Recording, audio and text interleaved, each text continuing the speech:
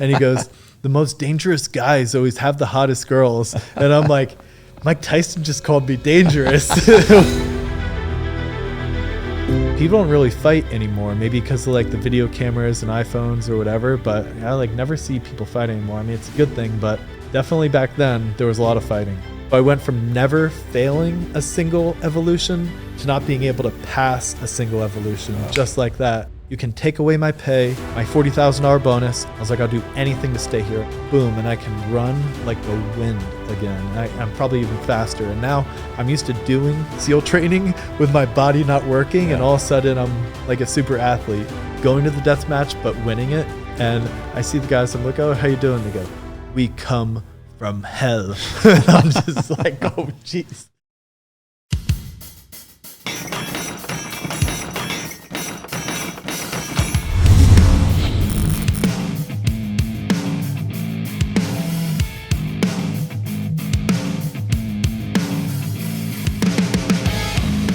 Ladies and gentlemen, as always, it's both an honor and a pleasure to welcome my next guest to the podcast. He spent 10 years on active duty as a U.S. Navy SEAL. He did a deployment to Iraq in 2010 and 11, including Fallujah, Ramadi, and Al-Assad, which we're going to dive into. He then was a Combatives Instructor with Advanced Training Command. He's an Honor Foundation alumni. And then he started his company, Sunga Life, which I guess you'd characterize as swimwear, generally speaking? Or? Yeah, it's like swimwear and athleisure. Sometimes I joke around. I say it's the Navy SEAL Lululemon. Yeah. I love it. That's a good clip for sure. He started a company called Train Club in Florida, which we're going to talk about. He's also a part of Force Blue Team with one of the Mic Drop alums, Rudy Reyes. He's also helped out with Boxing Bullies, which is Jake Paul's nonprofit. Ladies and gentlemen, welcome to the stage, Jeff Gum. Thank you. Thanks for coming, man.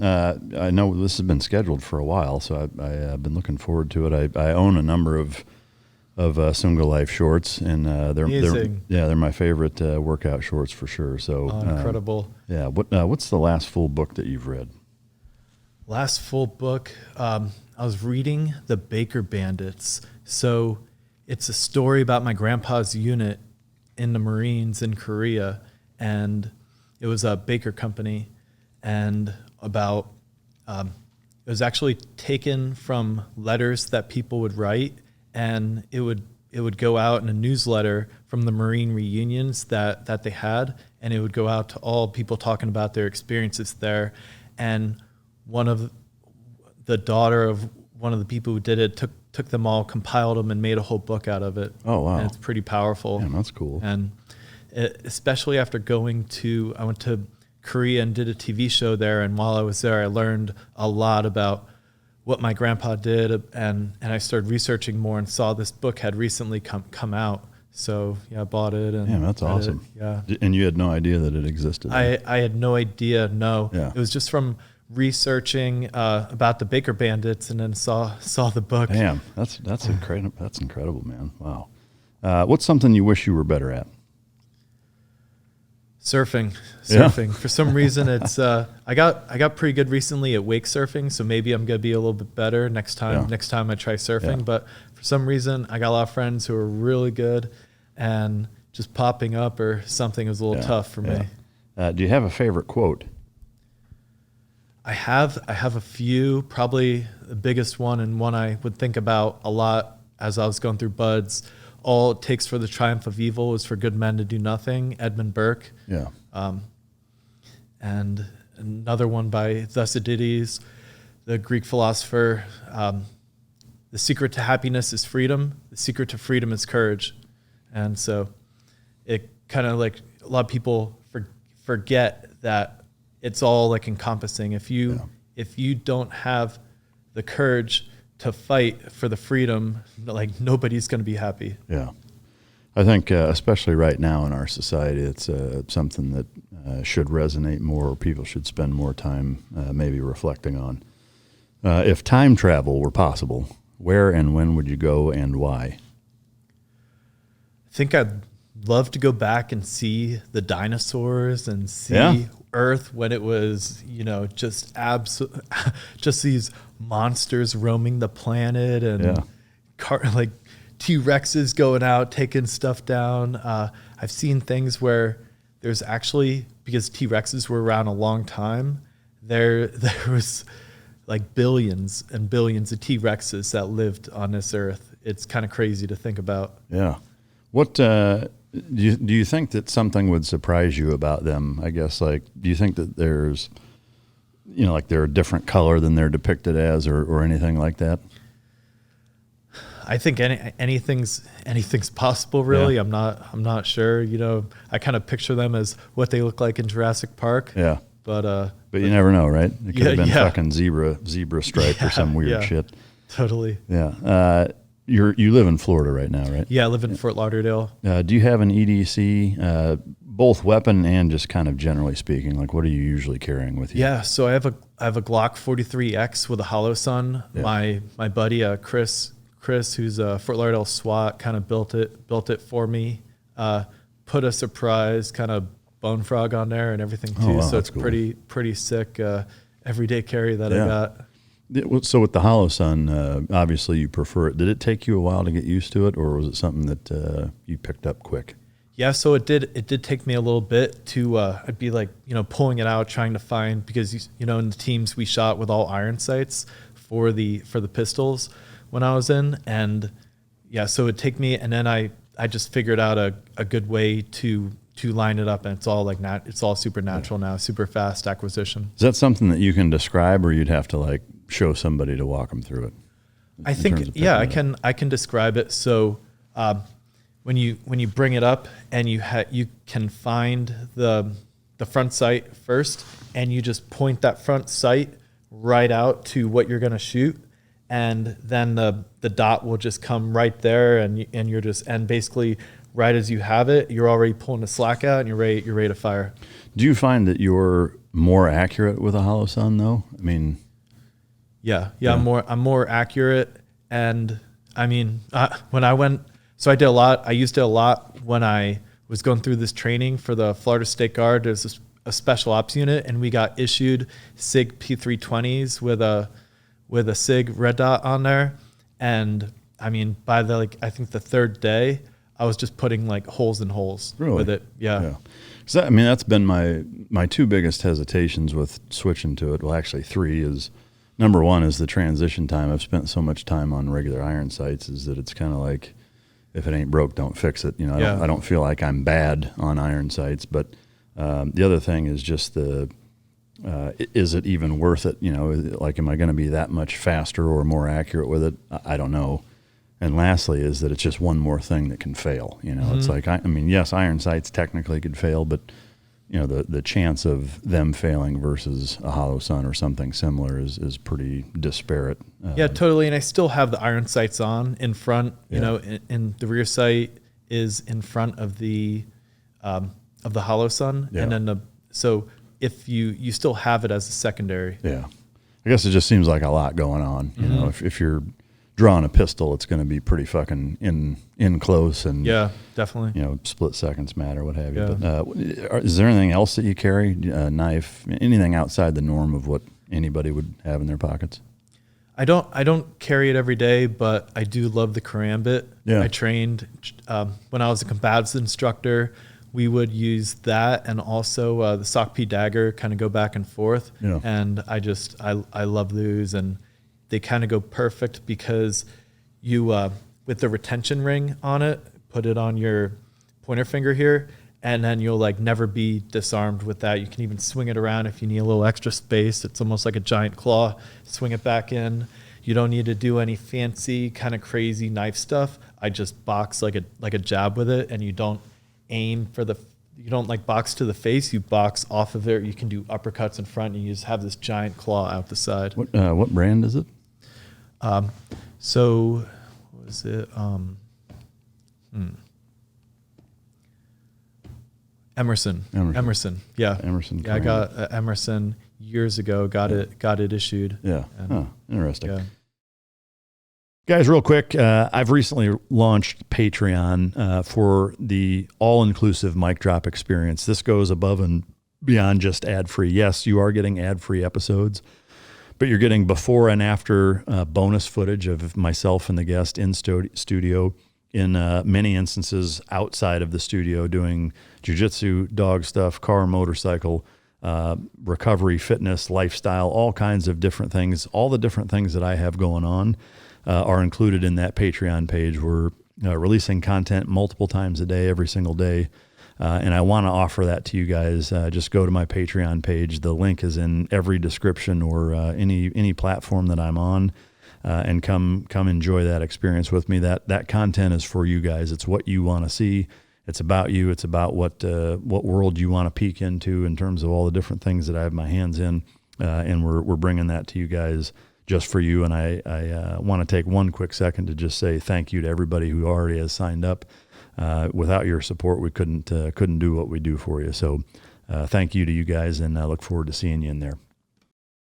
What are the two key components for canine success? That's effective training and proper nutrition. Fueled by Team Dog brings those two components to your family and best friend. The perfect nutritional balance that results in a higher mental acuity, energy, overall vitality, and even an improved appearance. Every product you will find in my company's store was born from the battlefield and not from the boardroom. Let my life's work help you become your dog's hero. What's your normal morning routine? What time do you get up, and what's the first 3 hours look like? Yeah, it all depends. Get up around 7 or 8, and a lot of times I like to do a sauna or a hot tub because my back is a little stiff and everything. Get loosened up. And then I'll do like a workout, different kind of high intensity CrossFit type thing. Mix it up though. I have like a whole gym in my garage, and we'll do like Murph sometimes. Try to do that once a week. Have ski erg, assault bike, or I'll do a fight gone bad style where it's do 45 rounds. There's 5 exercises. Each exercise is a minute. You try to do Murph once a week? Yeah. No shit. Yeah. That's a dick dragger of a workout. Yeah. What do you have a best time on it? Or do you not normally? I don't usually time. I think maybe around 45, 50, something like that. Yeah, that's brutal. Yeah. Fucking once a week. That's like a once a year kick in the nuts. Yeah. For most people, but it was fun. We did. Do you know the TV show Fittest 100? Have you heard of that? So it was a big show on Netflix, and it's all these like the best athletes in Korea. And I was doing a TV show in Korea, and some of the people I competed against who were Rock SEALs were on that show as well. And their friend had won Fittest 100. He had a gym, so we went over there. I thought we were gonna do like a nice easy workout. He's like, "You guys are Navy SEALs. I have to do Murph with you." We're like, "All right, Dan." Brings out the body armor. We put it all on, and we just started kicking it off there. Jeez. And did you guys beat him? He said he had strained his the excuse bicep train or something. Started right out of the gate. He's like, "You guys are doing it." Yeah. He's like, "You guys are wearing body armor, but I'm gonna do it." That's fucked do up. it. Yeah. I mean, he's a beast. I'm sure he literally won the show Fittest 100. Yeah. But what's the deal with that show? So they'll have powerlifters, they'll have endurance athletes, they have MMA fighters, and they would just be like different competitions. One would be you have to hang forever. One you had to like wrestle somebody. One you had to be in like cold water, and so you have to be kind of an all around athlete. And someone who might be super powerful might dominate one, but then it's like more endurance on the next one or more body weight, and they're not going to do well. Yeah. So so it changes then. Like when you show up, you don't know what the competition is going to be. Yeah, for Fittest 100, that wasn't the show I did. My show was it was called Iron Squad 3. So it was all these. That sounds like a Chuck Norris movie. Yeah, it could totally be. Especially, I mean, some of the guys it was the #1 show in Korea. Really? And for like episode 1 and 2, and some of the guys who had done it before became like movie stars in Korea after cool. it. And started off, we get in, we're kind of like jet lagged, just flew around the world, and they start us off with mud wrestling. And we're like all in our, like, when I was 39, I was 39. My buddy was 37. The other guys were like 46. Yeah. And these guys are all 28 that we're going against, had gotten out of the military 6 months earlier. I start off with mud wrestling. And like, I'm used to, if I'm wrestling, I'm used to being able to sprawl and move my feet, and literally go start, my feet are stuck in the mud. I get taken down, fall on my rib, crack my rib, and then had to do the rest of the show with a cracked rib. Damn. Fucking mud wrestling, I mean, that's like some sorority sister, or like the start of a cheesy porn or something. It's totally. Wrestling. What were the other events? So the next one after that was this crazy obstacle course, and then there was another course you had to do, carry a dummy, go through like a pit of water and mud, and then you had to do a shooting thing at the end. Then it was boats on heads. You had to run 300 meters like in the soft sand. You go into the water, paddle out. Then I had a body armor and a rifle on my back, so then I had to shoot, take down people on the, like terrorists on a sailboat, go into the sailboat, pull out this bomb, but there was like a key, so then we had a follow-on mission. We had to go find the key, dive down like 20 feet, come back up, unlock it. Now we had to bring the bomb back onto our Zodiac, what was it? No, like an IBS boat, paddle back, then run back with 200 pounds in this chest. Yeah. And damn. We definitely crushed the rock seals in there. Yeah. It felt pretty good. Yeah. It was like the happiest, probably, because I don't compete as much in things these days as I did growing up an athlete. Yeah. So to like come to Korea, beat the rock seal, and they chose us to go against. Yeah. So we kept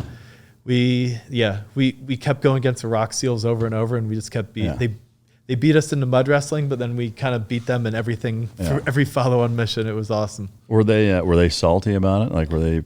They were definitely getting frustrated, because then they would have to go and do a death match, and they would be like having to flip a tire in a mud field for like 300 yards, or they had to push a truck. And I remember we'd go back and get to like rest and get the weekend off. We'd be doing a Korean spa where you're just like in the sauna, in the cold plunge, like kind of getting everything, feeling good again. We'd see them come back, and they like hadn't slept because they were doing this death match, and they kept going to the death match but winning it. Yeah. And I see the guys, I'm like, "Oh, how you doing?" They go, "We come from hell." And I'm just like, "Oh, jeez." That's awesome. So you guys won the competition?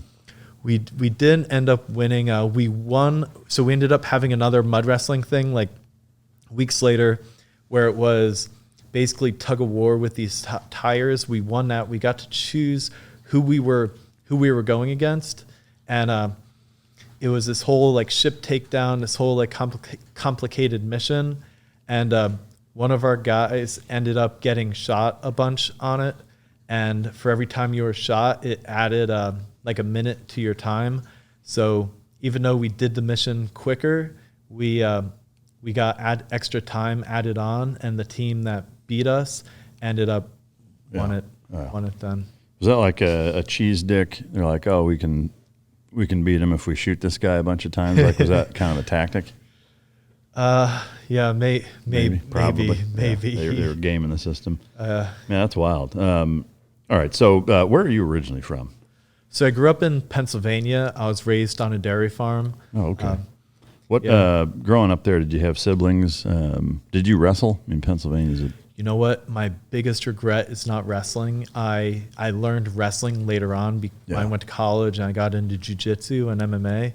But growing up there, I actually wrestled as a kindergartner. Yeah. But I also played basketball, soccer, cross country, played baseball when I was young, got into weightlifting in 6th grade. And then I still have like the weightlifting records for my high school for for squat, deadlift, total. Overall or weight class or what? For my weight class. Yeah. No shit. What were you throwing up in those days? So I squatted 500 in competition when I was like 165, and I was like 6'1" as well. Yeah. So I was like pretty pretty tall and lean, but I just had really strong legs and back. I definitely didn't have the bench record because I had long arms. But so squat, I had deadlift all but locked out in competition. I think my highest on that was like 470, but it like slipped out at the end with 500. And then, but I was also a distance runner. So I ran close to a 5-minute mile and squatted 500 at the same time. Pretty well-rounded athlete. Mostly well-rounded. Wasn't the best, just a straight sprint in the 100, but if it was repeatable sprints, then I was really good at that too. So if you were doing a track workout and you were doing 800, you were killing everybody. Yeah, definitely. To me, that's the worst distance, workout or competition wise, is the 800. Yeah. No two ways about it. That's fucking brutal. Yeah, 800. I did a lot of that in track. I would do the 800 race. I would do the 32 relay. I would do the 16 relay. I'd run the mile. I remember coming back and my legs would be like cramping and stuff. Yeah. Go right into a 500-pound squat. Did you have siblings? Yes. So had a younger sister, Julie. She was 3 years younger than me. She's a dentist now, Dr. Dr. Gum. That's an interesting dentist name. She owns Gum Dental, so it's kind of perfect. It was my idea first, and then I was like, oh, actually, I want to be a Navy SEAL, but she went ahead and did the dentist stuff. That's great. And little brother Chris. What does he do? He was 6 years younger than me, and he was amazing athlete. He still has all the records on soccer team for goals and assists, and was gifted. But he ended up passing. Oh shit! When he I'm was sorry. 23. Yeah. Do you mind if I ask how? Yeah. When I went away for college, and then he kind of started hanging out with the wrong friends a little bit, and it's kind of a very small town and close to the Appalachian Mountains, Poconos, Lehigh Valley, and I think my high school started going downhill a little bit as well, and there was just more drugs and things. And then when I went into the SEAL teams, he went to college, and he went to Temple in Philly, which is kind of in a bad area, and he started doing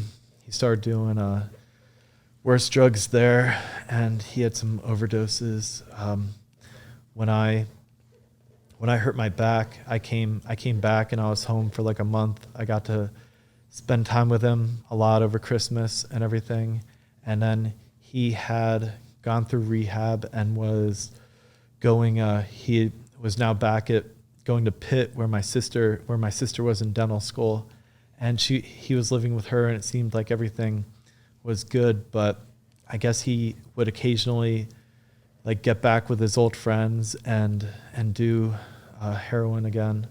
And I ended up coming back out for my sister's graduation, and my mom told me one of his friends had confided in her that they saw him doing hard drugs again and was worried about him. And I remember talking to him. I was like, Chris, you're playing Russian roulette. You everything, you've been through this, you know how dangerous it is. Anytime you feel the urge to do this, I'll fly back.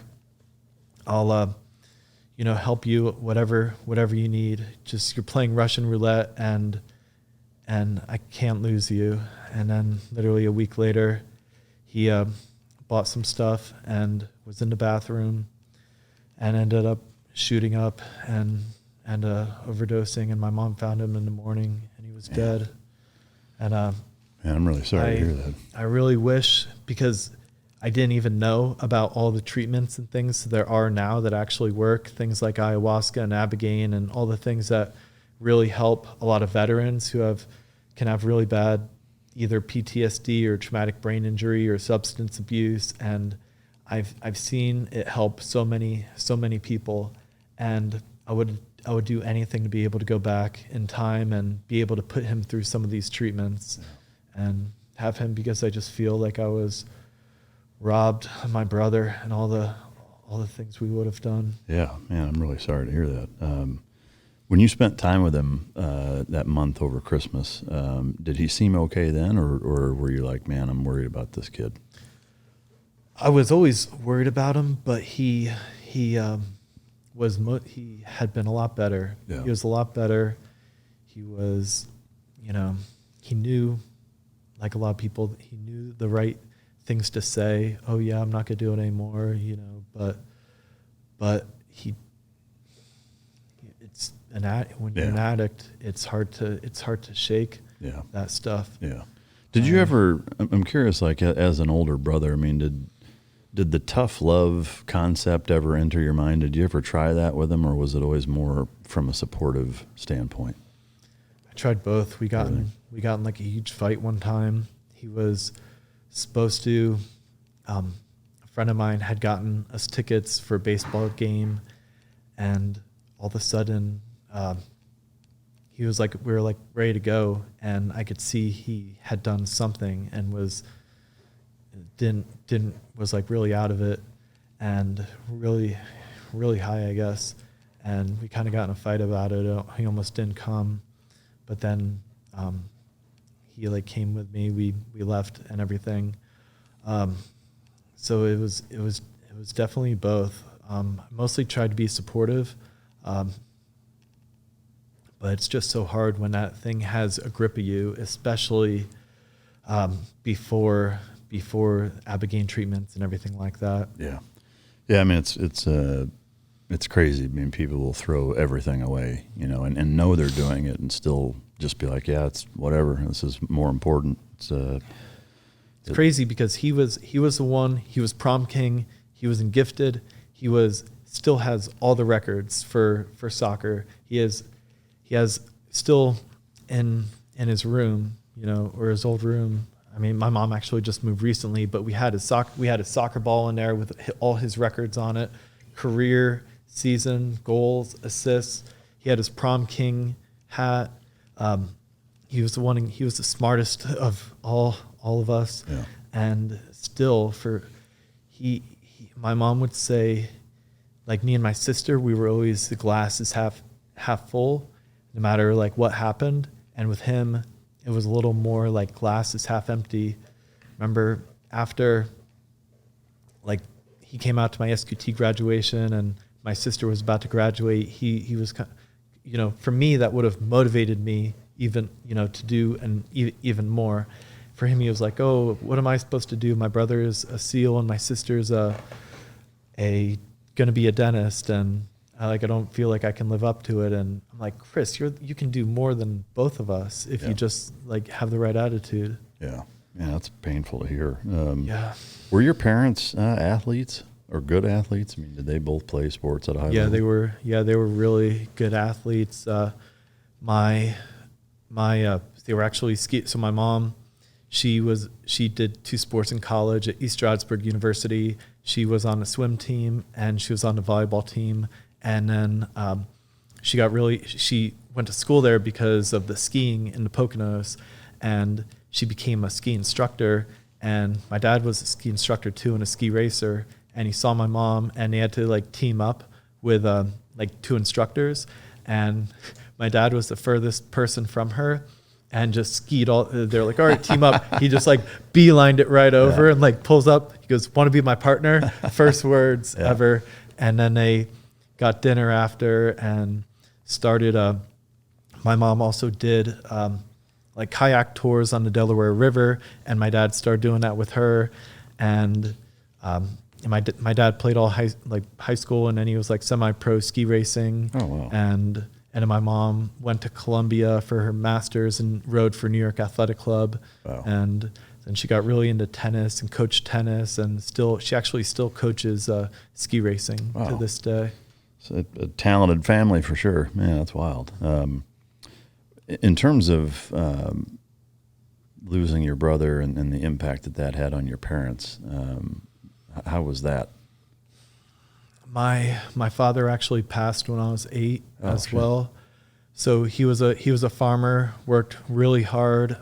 They actually made me a whole gymnasium in my aunt's barn, which was maybe a half mile down the road, and it had a trampoline like ropes that went to the ceiling. I would be climbing 50-foot like ropes since I was like 4 or 5 years old, and had a basketball court, all these things.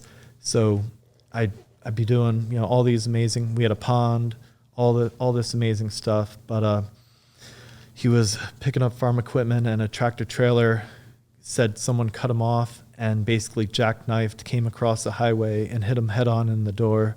Yeah. So I lost my dad at 8. Within a month, everything was sold off the farm. All the cows were auctioned off. All the equipment, and we stayed on the farm a few more years. My mom met another really amazing guy, Denny Meckler, who was friends with my dad since they were probably 5 years old or something, and he ended up being an amazing stepfather. Oh, wow. And the same way I would play about 2 hours every day of different sports. If it was soccer season, I'd be playing soccer with my dad. If it was basketball, if it was baseball, you'd have the other workers on the farm come and play the outfield positions. Yeah, that's awesome. And I remember playing for like 2 hours the day before he left, so I had a really good kind of last day with him. Yeah. It was really special, fishing in the pond with him, going to the gym with him, playing everything there. But my stepdad tried to, you know, he continued to do that. He was an engineer and helped, you know, me play all the sports and everything, came to everything, was really great at supporting me as well. Yeah, that's awesome. I assume, so your younger brother was 2 at that time. So yeah. So your stepdad was pretty much the predominant male role model in his life. Yeah. I guess, so how did, when you lost your brother, how did that impact your stepdad and your mom? Were they able to handle it, or was it something that completely diverted their lives?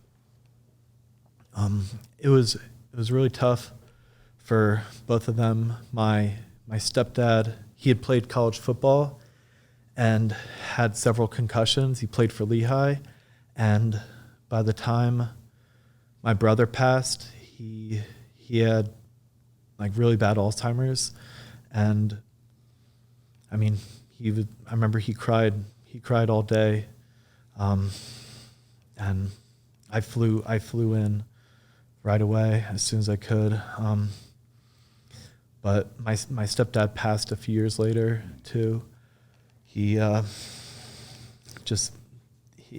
everything just kind of stopped working in his brain, and he passed away at 62 years old. Went from being a brilliant engineer that could go somewhere one time, know how to get there, and being the head of plastics group for Bosch Rexroth, to like didn't even know my mom's name. Wow. So it was really tough. My mom dealing with losing her husband again, dealing with losing my brother. So she's one of the strongest people I know to be able to go through all that, keep the family together, and just a very resilient woman. Yeah. I just came back. I was skiing. I go on a ski trip with her every year, and we went to Colorado. We were just skiing, had a great time there. As you guys know, sleep is a huge component to recovery and really all aspects in life, and it's something that a lot of us have struggled with, for a lot of our lives, frankly. As you know, I've been a big proponent of Beam, which is a hot cocoa that you drink before you go to sleep, and it's helped tremendously in terms of hours of sleep maintained as well as the quality of sleep. Today, my listeners get a special discount on Beam's Dream Powder, which is their science-backed hot cocoa for sleep, and it's got no added sugar. Better sleep has never tasted better. As you know, other sleep aids can cause next-day grogginess and just make you feel crappy, but Dream contains a powerful, all-natural blend of reishi, magnesium, L-theanine, and apigenin, also melatonin, to help you fall asleep, stay asleep, and wake up feeling refreshed. If you want to try Beam's best-selling Dream Powder, get up to 40% off for a limited time when you go to shopbeam.com/MikeDrop, all caps, all one word, and use code MikeDrop, all one word, all caps, at checkout. That's shopbeam.com/MikeDrop and use code MikeDrop for up to 40% off. And then... Does she still kick your ass down the mountain? You know what? She basically, she probably skis better than me. I go faster. She's probably got better technique, but she literally skis on basically one knee because when she was playing college volleyball, she like tore her cartilage, and the doctors back then, they just took out all your cartilage. They didn't, take out the little piece that's torn. She would have been better off doing nothing. Yeah. Literally took out all her cartilage, so her knee's been bone on bone since the 70s, and it's caused these deformities in her knee, where her knee's just kind of huge and crazy looking, and she still skis on that. Wow. And she's so tough. It's crazy. Like a hell of a woman. Yeah. Can they not do a knee replacement for her? She can still ski and walk on it, so she's trying to put off a knee replacement as long as she can. She has doctors telling her to do that. I recently went to Colombia and got stem cells in my back, and I'm like a new person. And she was visiting me in South Florida, and I took her to Dr. Baker of Optimized Health and got her a stem cell injection, and her knee was way better this year and it was just like a smaller amount. They don't do the huge, it was like maybe 1 or 2 million stem cells. In Colombia, I think they do like 50 million into a knee. Yeah. When I got done into my stuff, I got 400 million total. Oh, and wow. I'm literally like a new person. I went from feeling like a 50-year-old to feeling like a 30-year-old. Really? And it was totally fixed your back, huh? Yeah. It like regenerated it. My neck used to crack when I would just kind of do anything. It would just crack over and over, probably from like fighting out of so many different chokes and everything in jiu-jitsu. Yeah. But literally that stopped cracking when I would like jog and run. It would go from, I had my ankle reconstructed, that would hurt. Then it would go to my knee. I had my ACL done, that would hurt. Then it would go to my other foot, and it would just be like rotating what was hurting. And after, a bit of that, I could just zone out, run. It was like I was, a kid again, and was able to run. It was incredible. Yeah, that's awesome. So with that, do you know, does your X-ray reflect? Does it look any different after you've had it, like from the region? I know people have. I haven't gotten. It was June that I got it. Maybe I'll get it like a year and a half later, because it continues to heal all the way for a year and a half to 2 years after you get it, and continue to regenerate. And I know people that do that, they'll have degenerated discs, and an injection will be put in there, and then of the stem cells, they put it into the disc, and it hydrates it immediately, and then they put it into the facets as well, where like the spine connects and everything, and it reduces inflammation and starts to regenerate. The stem cells stay in you for 3 months, and just send the programming for the body to like regenerate this part, and then the stem cells leave, but the programming is all still there, and it will continue to heal for another year and a half to 2 years. And so that's what I'm going through now. And I know they've done MRIs on people and seen that it's like healed a lot after 3 months. It's even better after 6 months. It's even better after a year. And it's like even, just keeps going. Yeah. It just keeps getting better up to a year and a half to 2 years. Yeah, that's wild. I need to look into that at Columbia, huh? Yeah, at the Bio Accelerator in Columbia. I can connect you with the people too. Yeah, it'd be if great. You're interested. Yeah, for sure. There's a few spots I wouldn't mind having that done for sure. I was just like, do everything. Yeah. I was like, I've got. Can I drink it? Yeah. I took IVs as well. So the IVs are really good because they go where your body needs it, and they go to your organs. So they go to your heart, they go to your kidneys, they go to your liver, and just kind of heal your organs, heal joints and everything too. Where I really got motivated to do it, I heard a story about Mel Gibson taking his father, who was 92. His father was in a wheelchair. He couldn't walk. He had like a really bad hip. He took him to the Mayo Clinic. They're like, yeah, he's on his last legs. He basically kidney disease, heart disease, liver's gone bad. And Mel took his dad there. His dad walks out after getting these procedures done. Nurses are like taking care of him. He's continuing to heal. They message Mel. They're like, wow, your father's like gotten the first erection we've ever seen. Like, he literally brought him back to life. He lived another 10 years after that, after being told he was on your last leg. Yeah. Ended up living another 10 years, and not just like quantity, but like a much higher quality of life as well. That's I was incredible. like, I got to get this. Yeah. What's it cost? So if you're getting like a single part or something, it can be, 10 to 15 to 20,000, like depending how much you get. And then, but if you like go for the max, it's around like 52,000. Yeah. Is there a cap on it, or just like you can keep going up from there? So I think around 400 million is the max that you can get in like a week. I gotcha. So I went in, they would take needles like this, probably 4 inches, put them into my directly, no Novocaine, no nothing. It would just go directly into my knee. They would do it and it would go into my ankle, into my knee, into my hip where I had a torn labrum, into my elbow, into my shoulder. So it would hurt. And then they would inject it, it burns when they inject it in. They're using an ultrasound to guide it. They can see exactly where the tear is.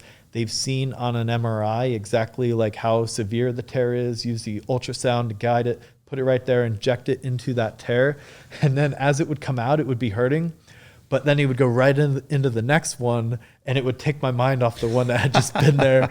But honestly, I just felt so much gratitude that I was receiving this like miracle treatment that someone like my mom, she's lived her whole life on a bad knee and was never able to get it. I was just so happy I was able to get this. I was just like kind of euphoric during it. And then for the spine, they put you lightly sedated, and a neurosurgeon will use the ultrasound, guide it directly into your disc. And I literally went to sleep, woke up, didn't have any pain, was completely fine. The only thing, and I went out to dinner into town every night. That it's, you think of Colombia or Medellin as this place of Pablo Escobar and bombings and all this stuff. It was more like Japan, where everyone is so polite and respectful. And it was like 1980s America, where I was in the mall and it was cute little families with a golden retriever walking around, and everybody's shopping and hanging out and getting ice cream. I was like, crazy. This is like the tiny little mall in my Lehigh Valley, Pennsylvania, more than, Medellin, Pablo Escobar's town. That's wild. You're on the metro. Everyone is, you go to the subway in New York and it's pandemonium. You got people like, attacking people on drugs and pulling out knives and all these things, trash everywhere. Here, not a single thing of trash. Everyone is respectful, polite. It reminded me more of like the Japanese culture. Yeah. Is the cost of living there cheap? Yeah, everything is very cheap. They have some really interesting things too. A lot of people are like live up in the hills, and they just built their home into kind of shacks or whatever. So there's not traditional roadways to get up to anything. So they literally made it's like gondolas that carry people up in the sky up through, and then they built in. It's a lot of old ladies that have to live up in the top of these hills and everything. So they, instead of having stairs go all the way up, they built escalators into the hills of these cities, and people can ride the escalators up and down or take the gondolas up and down. That's awesome. Yeah, I'll definitely have to have you hook me up with the info. Definitely. That sounds Definitely. awesome. All right. So in terms of your childhood, at what point did you decide or what was the catalyst for wanting to become a SEAL? Yeah, so it all started when I tore my ACL when I was 16. And I went from playing pretty much every sport, soccer, basketball, track, cross country, and lifting every day, to all of a sudden I'm stuck. I'm in a big brace that isolated my leg. I wasn't with my basketball team. I was so frustrated, and I realized I needed the biggest challenge in order to be fulfilled. And I ended up being in that brace for six weeks. My MCL healed, and I'm like, I gotta get back with my team. So I got a temporary brace, went back, played like a few more games, and then like got my surgery, and I was just obsessed with being a SEAL, and was just lifting every day, running, got back on the soccer team, basketball team, track, and was just trying to get as strong and as fast as I could.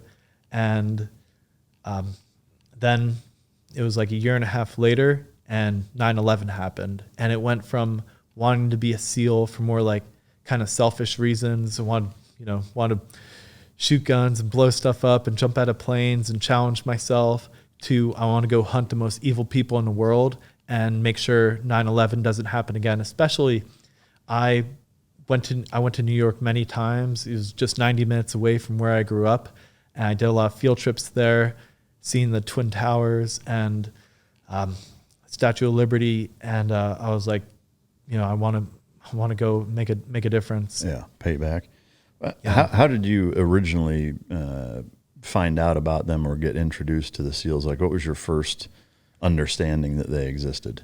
I don't know if I was just trying to find the hardest thing to do. So I don't know if it was the internet. I think I kind of became obsessed with Hell Week first. I wanted to do Hell Week more than anything, and then I was like, well, then there's all these, then you get to do the fun stuff, and I knew, it would be like an awesome group of guys, very similar to myself, that were athletes and mentally tough, and I knew it would just be amazing to be a part of a group like that. Yeah.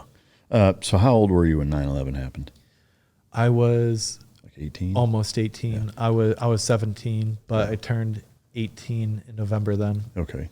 And then, so you graduated high school. Did you went to college before you joined? Yeah. So I was looking at different options to do. I was looking at enlisted, but I had been the only athlete that had taken all advanced classes. I kind of felt like I should go to college first, and thought it would be a good decision that then I have my degree. I can always fall back on that later on. And so I looked at University of Florida and Miami first. And I talked to my cousins who lived in Florida, and they're like, hey, check out UCF. So I went down, stayed with my cousin Lou, who's a very successful entrepreneur. Now he's the owner of Echelon Fitness, kind of like a competitor to Peloton. And I saw the life of an entrepreneur and having your own company and being in control. And I loved that. So I was like, all right, I think I want to be a SEAL, and then found my own company.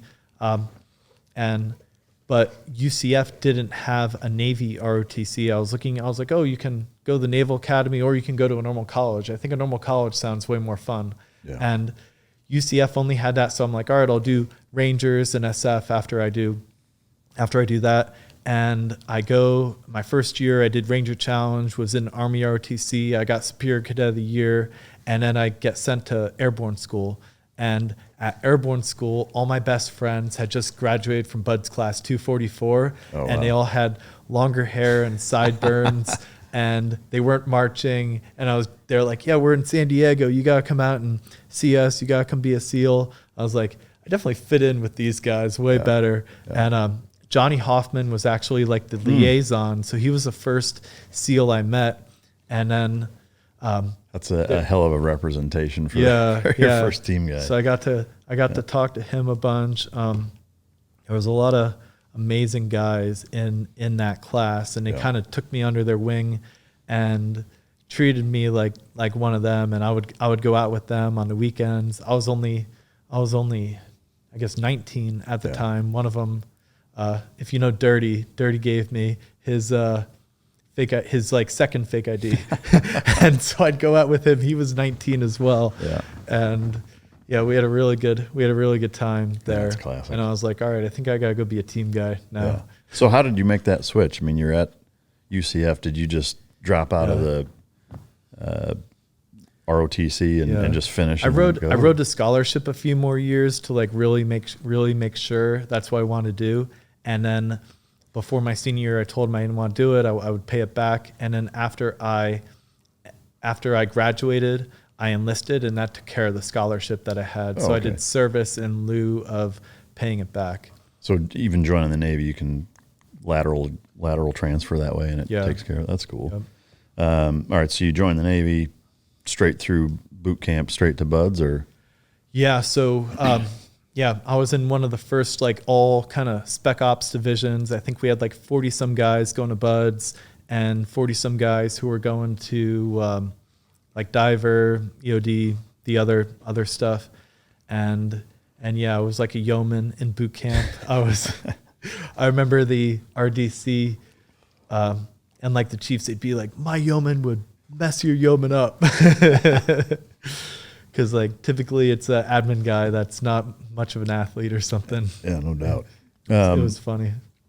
In that crew of 46 dudes, how many of them actually made it? 3. No Yeah. shit. Yeah. Damn. There was some mass exodus going on. Yeah. And they went there really cocky too. So like they actually made it 2 buds, but quit early on. Yeah, they quit. Probably most of them quit like the first week or something. I think 5 made it through Hell Week. The one guy was really kind of tough, but we always knew he wasn't very smart and he was really young. Yeah. So he didn't even make it through pool comp. Another guy got dropped on the tread. And then, me and 2 other guys made it. Damn, that's crazy. One guy went to team 3 and me and another guy went to team 5. Damn. All right. So going through buds. So what year was that and what class? I started in 270 and I made it through Hell Week with 272 and then graduated SQT with 272. Okay. I had what year was that? So it was graduated buds in like January 09. Okay. And graduated SQT in August 09. Okay. And remember I said it was be careful, like I say be careful what you wish for, because I said I wanted like Hell Week, I wanted to really challenge myself, and I had like everything go wrong before. What happened? So everything was actually going great at first. I didn't fail a single thing in 270. I had a really awesome mentor leading up to buds. Leading, what is it when you're in the delayed entry program? I had Mike Gecka as a mentor, and he was one of my first phase instructors. That's awesome. I heard he was pretty ruthless back then. Beyond ruthless. Yeah. He's actually supposed to come on the show. I think later this year. He's going to be in town. I've been corresponding with him back and forth. I cannot wait to get him on the. That's on the incredible. Show. Yeah. I can't wait to hear it. He would tell me a lot of stories, but it was good. It was good to see that side of him, and because he was the nicest, coolest guy ever. And I'm like, this is the ruthless instructor. So just remember that these guys are like playing a game with you. They're not really these, mean people. So just take it with a grain of salt. And Mike really liked me from day one because I showed up, we did the PST, and I wasn't like a very good swimmer yet, but I like did well enough to pass. And then I like destroyed everyone and everything else, and especially the run. And then we went to lunch, and it was funny because I'm like, I'm showing up to do this stuff with all these guys going to, be SEALs, and they're all going to be these super athletes or whatever. And it was just my first day, but I killed the SEALs are the super athletes, but the guys getting ready to go there are definitely not necessarily. That's probably why there's a lot of attrition. Yeah. And destroy everyone. We go to lunch, I come back. He's like, yeah, you're good. You don't have to do it anymore. I'm like, you know what? I'll do it again. I don't want to just watch everybody work out. I destroy everyone again. They did a third one. I destroyed everybody again. So he was like, so he took he really. And he's the reason I got back in. So I was going through 270. Everything was great. Didn't fail a single thing. Friday before Hell Week, I get viral gastroenteritis, and I'm just puking nonstop. I remember Master Chief Guild was our like mentor as well, and he's up speaking to us, trying to motivate us before Hell Week, and I just have to keep walking outside and throwing up in a garbage can. And I go to medical, and they go to put IVs in me, and they just keep missing my veins because I'm so dehydrated, and I can't drink anything for a day, can't even eat anything till like Sunday. Finally start Sunday. I'm like, I'm fine. I'm doing Hell Week. No issues. They're like, you sure? I'm like, yeah. And I go into Hell Week, and first day was pretty fine.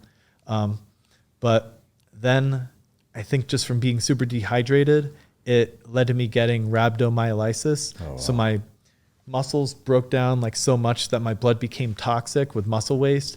And all of a sudden I became like the weakest person in the class, and it had never been diagnosed before because I think everyone just quits when they get it because you just can't perform, and you break down so much physically, it affects people mentally, and they give up. And I refused to give up. So I was following up probably by like Tuesday or Monday. I remember Monday night, a base tour just like destroyed me. I'm falling out from under the boat. My thighs are just cramping nonstop. There was like one run. I did everything I could to stay under it as long as I could. It got to the end. It was basically like a football player would get it and get carried off the field for cramps. And I like run under like a few miles with the boats with it. And I think that's what like really gave me rhabdo, and just keep going. I'm not doing well. I got like a chit written up a few times for performance, and then an hour from Wednesday, they performance dropped me, and I'm just like, hey, I'll do anything to stay here. Like, if you could take me and surf torture me in the ocean instead, I know I'm doing bad. They're like, no, we can't do that. And, you know, there's like the quitter room everyone has to go to that doesn't make it. I'm like, I'm not going there. And so I'm like, hey, I need to go medical. I'm like, hey, I'm looking for something's wrong with me. I think I might have SIPE. I couldn't like breathe right. And they did a pulse ox on me, and I couldn't really pedal very well or whatever, but my pulse ox was still like high, and they're like, oh, you're fine. And I'm like, shoot. And I call Mike the next day and try to explain to him. He's like, what are you effing calling me for? You're in Hell Week. You didn't quit, did you? I'm like, no, I didn't quit. Like, they performance dropped me. I don't know what's wrong with me. I was sick before Hell Week. And he's like, damn, okay, I'm going to call some people. And I go, you know, back then it was a utility uniform. It's what people wore in boot camp. And then when you get to buds, you get your camis. And once you like quit or get dropped, you put the utilities back on and you go to XDiv. And I'm like, I'm never wearing that. That's a quitter uniform. And I just wore my dress blues. I go in and I see the senior chief at first phase, and there's like 5 people that didn't make it. You know, in Hell Week, almost everyone leaves like right away. Yeah. You know, once you get to Tuesday, there was only like 5 people that didn't make it. I'm standing in the back, like all the way to the right. They go through, they all like get their papers to go to XDiv, and I'm like, senior chief, can I speak to you? I'm like, hey, I'm 23, I have a college degree, I never failed a single thing in first phase. All these people did not pass a single run, did not pass a single swim. They got rolled. They got to start all the way over. I was like, I just got sick, and then because of being sick, I did really bad in Hell Week, but I just want to start all the way over. You can take away my pay. You can take away my my $40,000 bonus. I don't need anything until I graduate. I was like, I'll do anything to stay here. I do not need to go get stronger or more mature. And he's like, damn, you were the first person to ever walk in here and want to do this again after being dropped. I'm going to talk to some of the other instructors. And I come back the next day in my dress blues again, and he's like, yeah, they said you weren't performing well and you don't deserve another shot. And I'm like, well, that's because I was sick. I was like, did you talk to the doctors? I was like, and also, like I went and saw Master Chief Guild, and he thinks I deserve another shot. And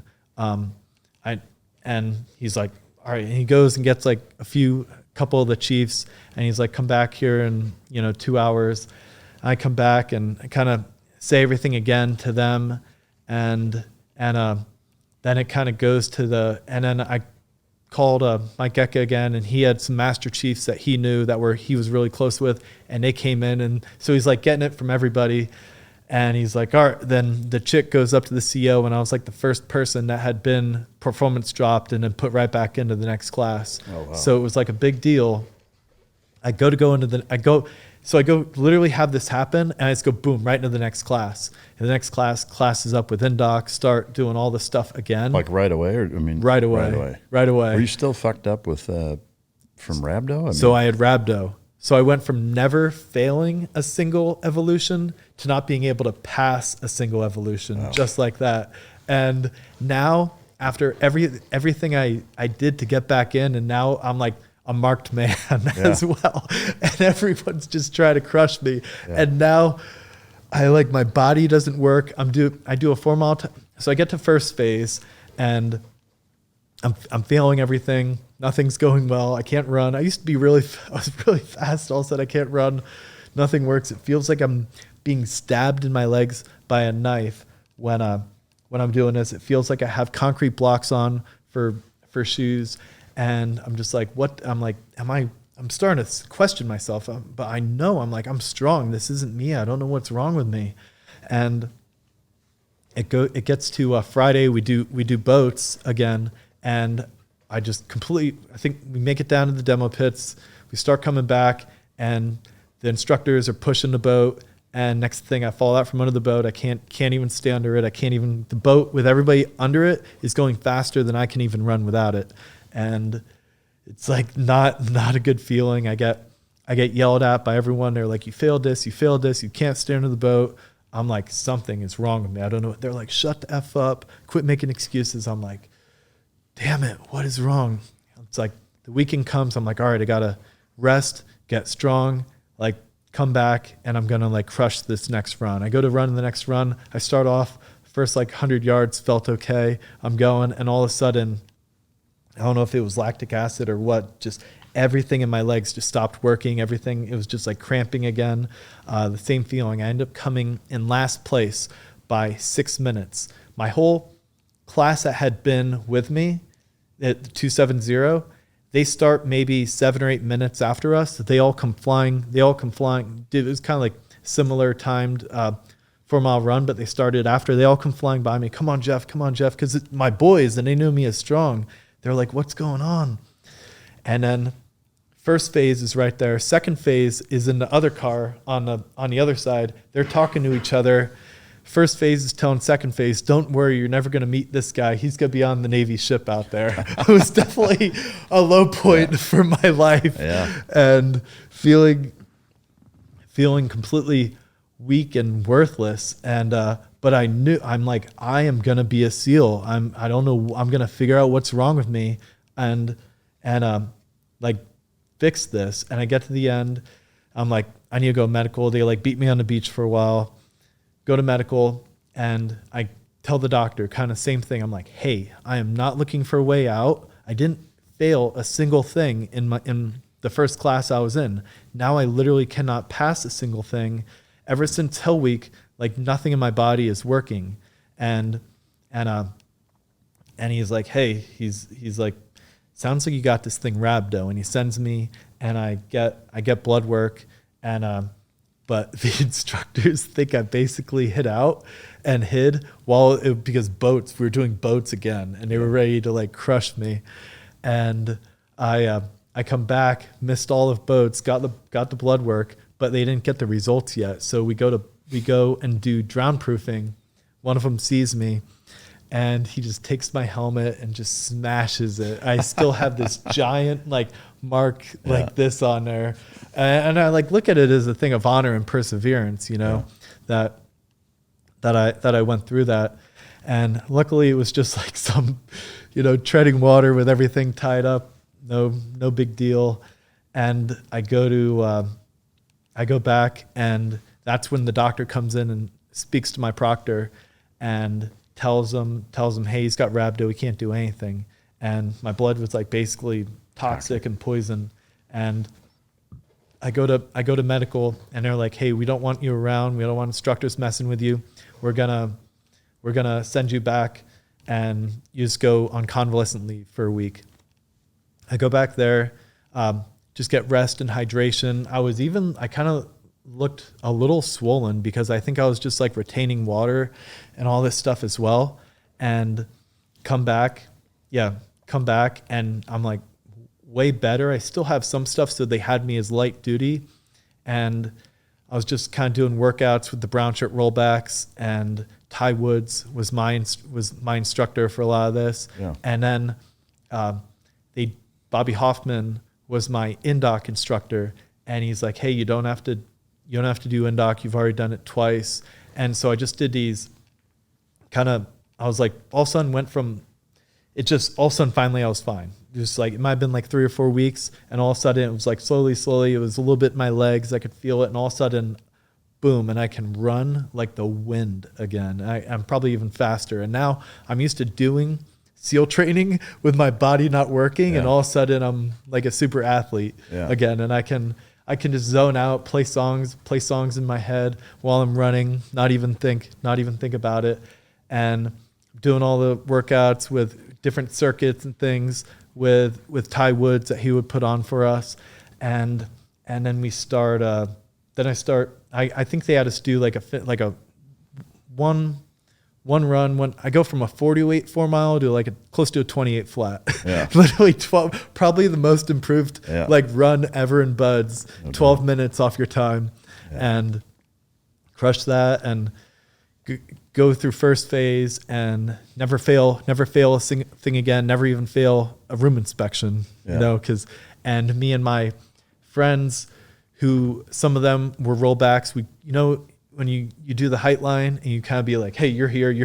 When you're rollback, you kind of run the class. Yeah. You're like, hey, we're all going here. You take the strongest guys, put them together. Now we'd win the logs, we'd win the boats. And I remember them yelling, why does this guy log keep winning everything? And I'm like, because we got rhabdo. That's brutal. It was great. And, it became what I thought. It was a great lesson for life. I ended up learning it while I went through the Honor Foundation years later. It was like, what was the most significant moment in your life? And I think, what I went through to get through Hell Week, that was like the greatest, achieve for me at that point. It was the greatest achievement. It was the most important thing. And it's like, what were like the skills that helped get you through this? And we had done Skill Finder. It was like, what were your top? It was, for me, it was achiever, communicator, woo, which means winning others over, maximizer, and strategic. And so it's like, how did those come into your and so you realized it was a lot more than just being like an achiever to make it. Was, my communicating and winning others over and all these things that helped get me the second chance to get back in there and make it. And it also made me realize that it was such a great lesson for every other hard time I would come through. Losing my brother later on, losing my stepdad, everything challenging that happens in business, every setback. And I always kind of think back to what these low moments when I was going through Hell Week, and I was having my dreams ripped away, literally what I had spoken about to everyone since I was 16, and had it ripped away. And I still got back in, made it happen, made my dreams come true. And it's just such a good lesson for everything else in life after that. And it became what I thought was this horrible thing that happened to me. It became the greatest gift. Yeah. A lot of times I find that happens in life and business, et cetera, where while things are taking place, you think, man, this is a curse. I wasn't planning for this. The worst thing that could happen. And then as time goes by, number one, it's a resiliency component, but then there's, at least from my perspective or experience, I guess, I usually find that what happened because of it ends up being a better scenario than what I was trying to hang on to before, But man, that's powerful. Were there any other hurdles or obstacles throughout Buds and SQT until you got to Team 5? Were any other big events that happened? I don't think anything too. Thinking back, it was like the big one was Hell Week, but I just really focused hard on everything I did. When it was time to do pool comp, I I would just, dirt dive it over and over and over, would have people practicing it on me. And when I did the tread, I worked with guys who were in a class ahead of me, and I would be like, hey, what was your technique for the tread? And they would show me like what they did, where they were actually underwater for a lot of it, because it makes it way lighter. And then you just kick a little harder, come up, get your breath, and you're just kind of bobbing in there with the fins on, doing that. And so these things, the island definitely sucked, 35 days straight or whatever, with there was times they'd have us sleep on the beach and hit the surf, but all in all, it was pretty fun. SQT was an absolute blast. Yeah. Absolute blast. Like, started off with free fall in San Diego in January, and you're just skydiving the whole time. Then you go to Kodiak, then you go, it was just amazing. Oh, that's awesome. And then straight to Team 5 after that. Yeah, then Team 5. So you show up at Team 5. Any welcome aboard hazings or anything like that are fun to talk about? I mean, we definitely got some. I don't know if I should talk about. I think you should talk about it. I should? You for sure should talk about it. Statute of limitations, it's been over 10 years, right? Yeah. I mean, there was a thing happened where we had a French commando who was with us, and he was pretty high ranking, and we were out at Shaw's, and we were all like doing the stuff. Jocko was running the training there. It was awesome training, and I think I was like the last guy left who wasn't, or was like maybe me and the French. Everyone like kind of got killed. And I think I was like hit in the hand, and they're like, "Oh, you're down." I'm like, "No, it was only my hand." And we're going, and he had a barricade shooter in the back, and the French guy was like jumping in and out of this thing, and when it's a barricade shooter, a lot of times it's just a grenade that can kind of take him out. So I like throw a grenade right at that moment. The French guy jumps out, oh, shit. And it hits him in the head. Damn.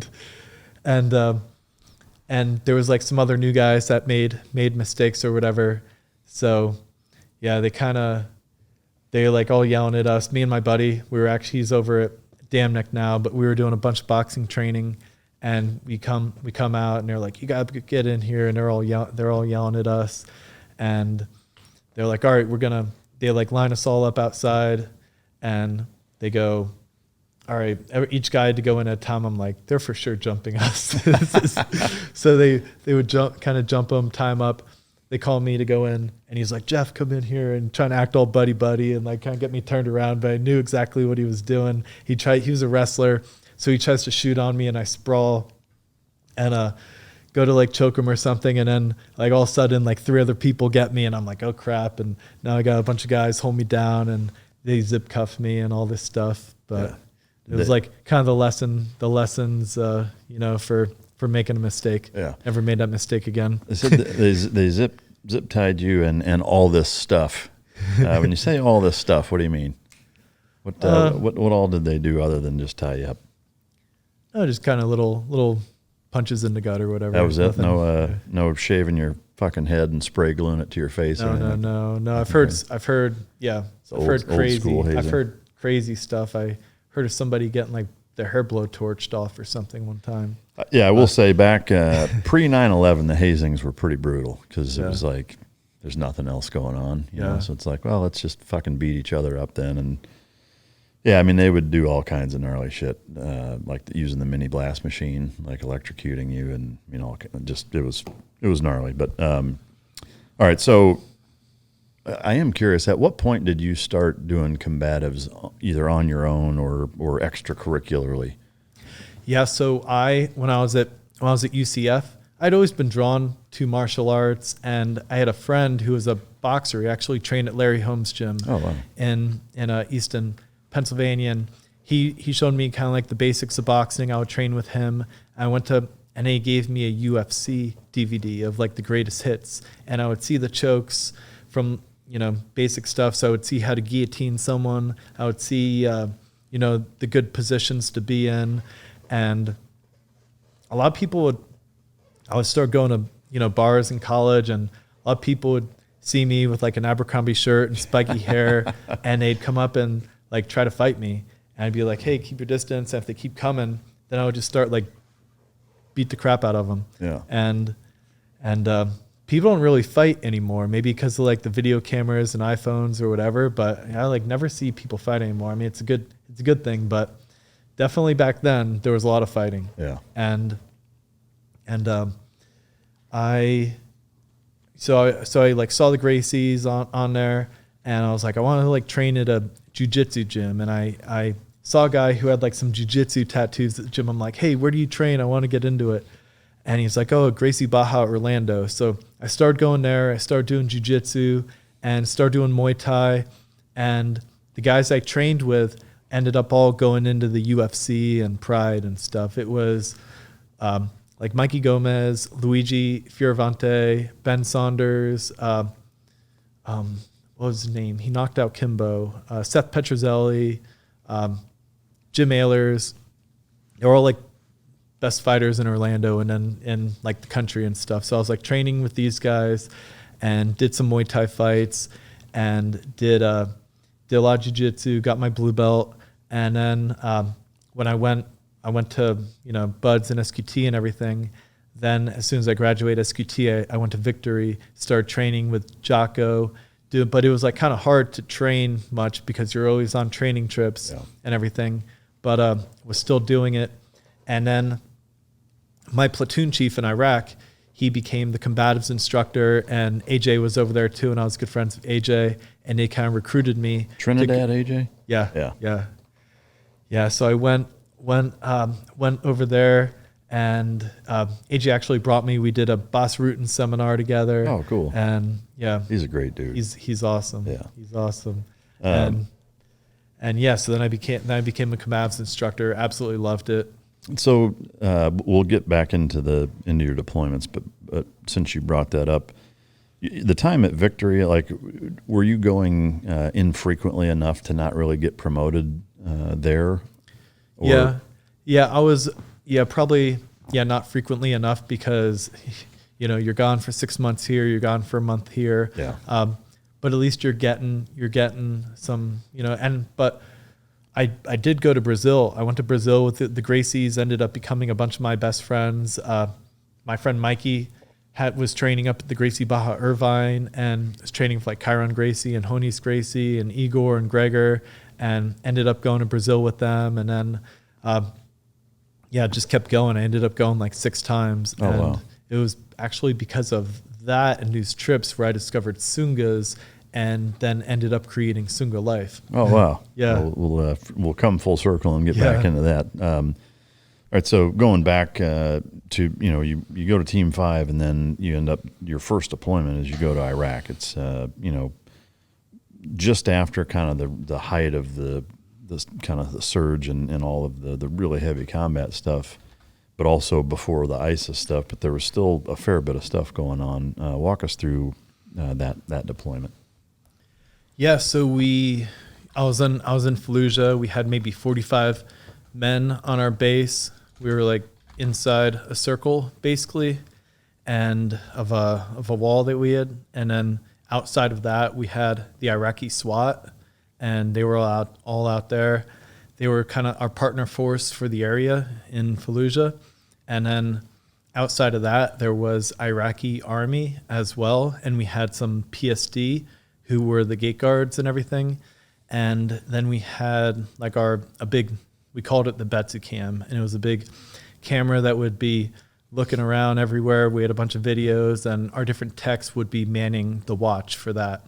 So if something would go off, they could, notify us. We all had our body armor and guns up on the wall in the room, and we could all be ready if all of a sudden there was a base attack or whatever.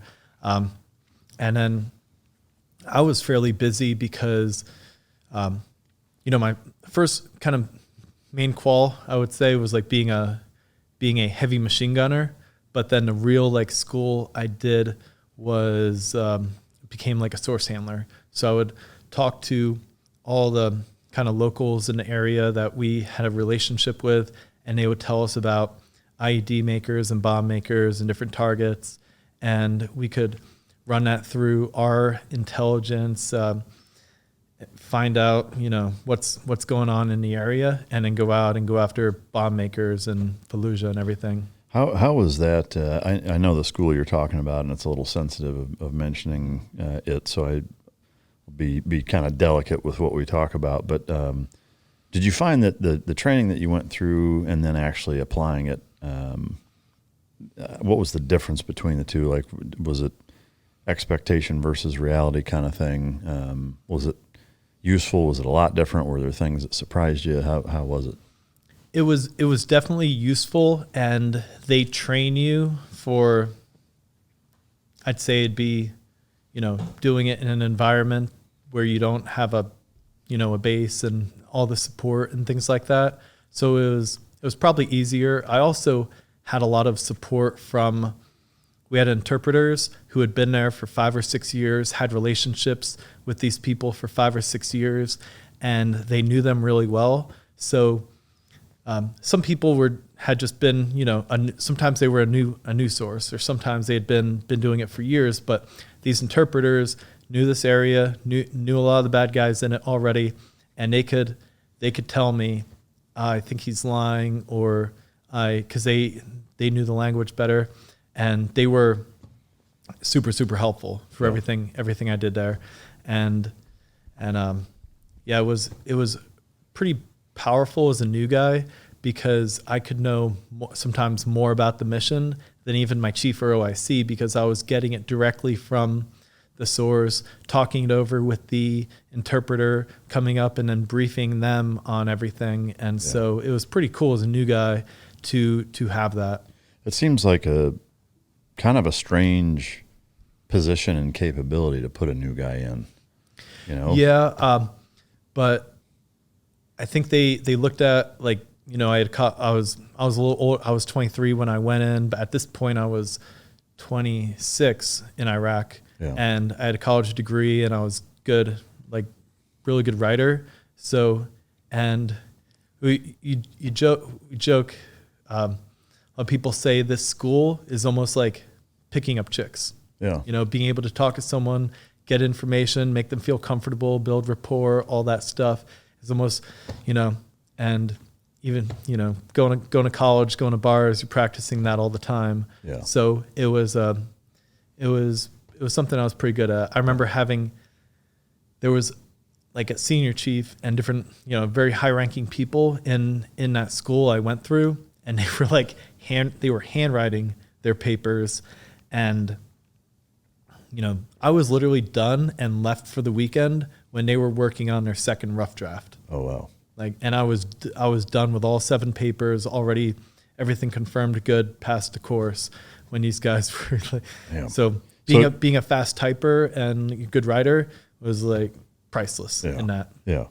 So you used that skill set quite a bit on that deployment? Yeah, all the time. And multiple times a day. Was that predominantly what your platoon and that group of 45 guys at that base and in that capacity? Is that pretty much what you were doing, is sourcing intelligence and then acting on it?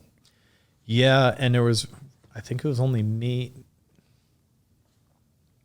and one other guy that had that qual. Yeah. So a lot of guys would be, if we weren't doing missions, they were working out and watching movies, and there was times I was a little jealous. Yeah. But I felt good to be, working hard for my platoon and everything. And then I really got paid back when I got back from Iraq, because I got breacher school and sniper school and Hearst Castmaster and a Hawaii POTUS trip. Oh, wow. And I was like, all right, it's good I did all that. Got the good reward. Yeah. So in that Iraq deployment, you're using this skill set, like you said, multiple times a day. Can you talk to some of the actions on the objective that came out of some of the sourcing work that you did?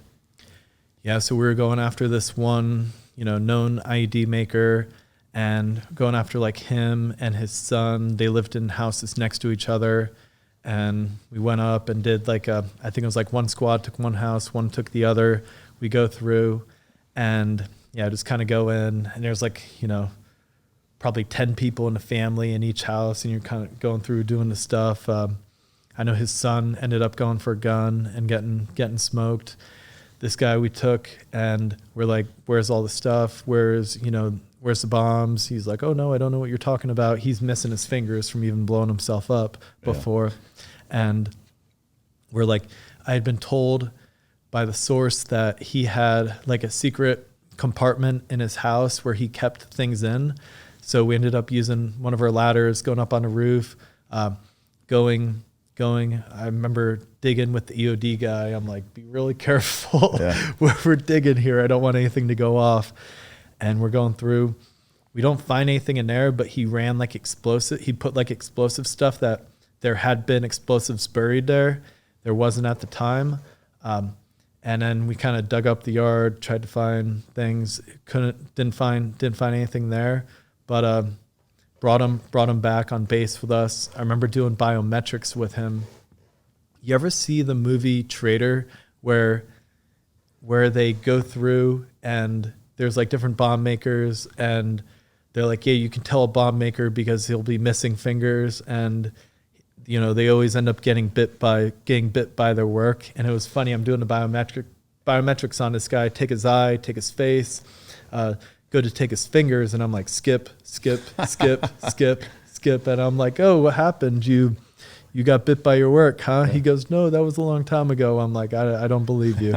And it was like, felt like the movie Traitor. Yeah, it was like real thing. Yeah, that's wild. Were most of the missions that you went on about like that in terms of, getting into any ticks or gunfights or anything like that? Were they pretty low key as far as engagements go?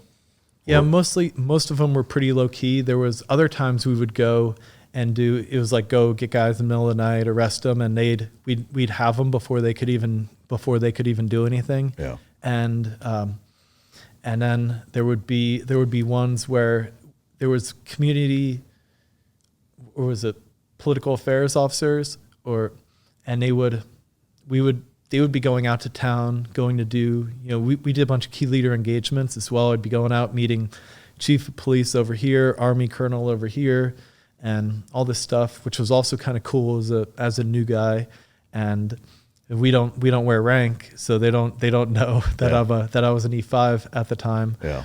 But going around doing this stuff, and we had these kind of PR officers that would be going out trying to do stuff, and every time they went to town, they would be getting they were kind of like grenades, but they'd have a shape charge in them too. So I think it'd throw it at it and parachute down, and it could like blow up their stuff. And they just kept getting things thrown at them. So we were like, okay, we dressed up in army fatigues so we wouldn't stand out as much, and we'd just be hanging out of their MRAPs, like, please somebody come and try to do something. But there was a couple times people would come up, I'd be pulled on them. Is he going to throw something?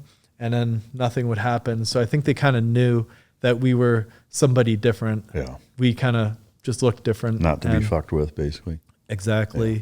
And so I had some close ones there. Yeah. But and then, a lot of convoys. We would go over a lot, see our sister platoon over in Ramadi.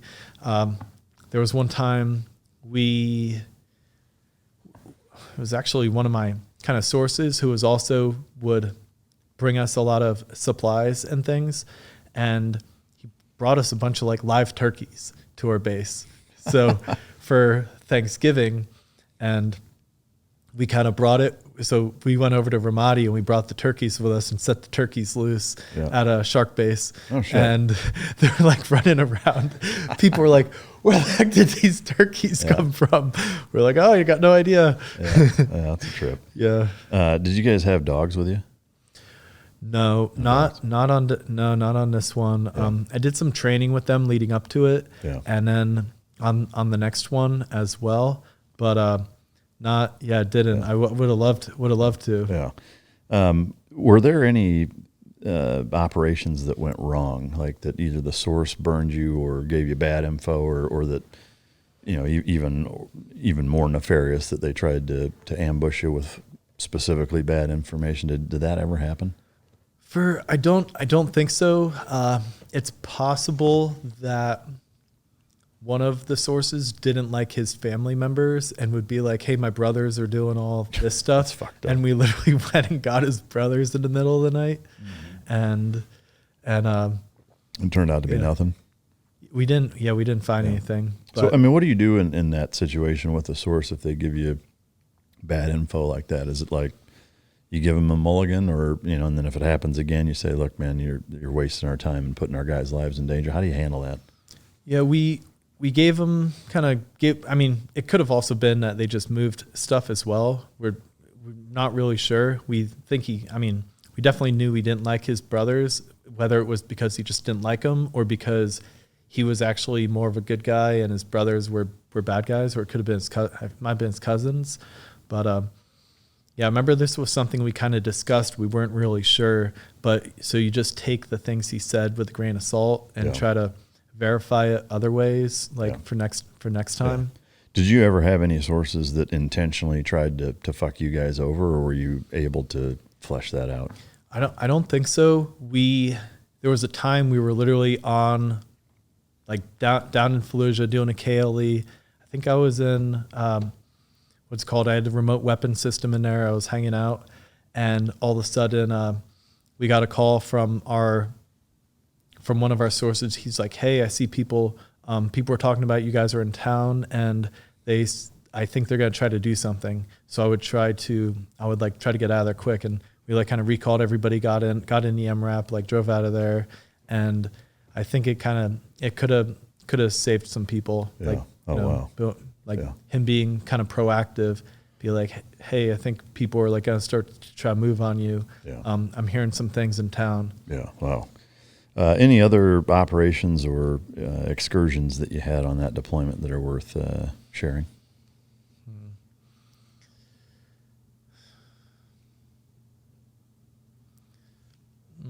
It was all kind of, getting people in the middle of the night and meeting. It was cool. I was meeting with some sheikhs who they'd have like George Bush and Obama and different people up on a wall that they had met. Really? Yeah. I think his name was like Sheikh Ifan or something like that. I think he ended up getting killed as soon as like ISIS came to power.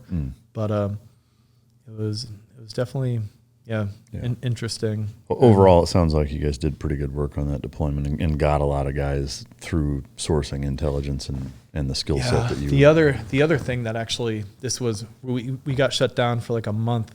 One time we killed somebody, and it was literally a terrorist that went for a gun, and they ended up paying his family, Obama and them, kind of gave $50,000 to his family as whatever condolences, and we got shut down for a month. We're like, literally, it was a terrorist going for a gun, really? And I don't know, it was ridiculous. Did that? We're all pretty pissed off. Yeah, I imagine that isn't great for morale, right? Yeah. Yeah. How far along in deployment was that? Probably 3 months, something like that. So like right in the middle, you get shut down for a month. So for a full month, you couldn't do anything. And it'd been pretty busy, Wow. especially for like 2 weeks right before then. Man, that's shit. Yeah. So then it was just like gym, movies, yeah, meeting with Iraqis in the middle of the night. Yeah. And then you finished doing the same thing. You went back to doing the same stuff before you came home. Yeah, although it wasn't quite as busy then. Yeah. It was like they kind of had to leash on us a little more. Yeah. And then we were literally the ones that turned Fallujah over to the army, and we took all the important things we had, brought it over to Ramadi, and then everybody was based out of Ramadi after that. All right, so you wrap that deployment up, you come home. Did you do another full workup and then deploy again? Yeah. Okay. Yeah.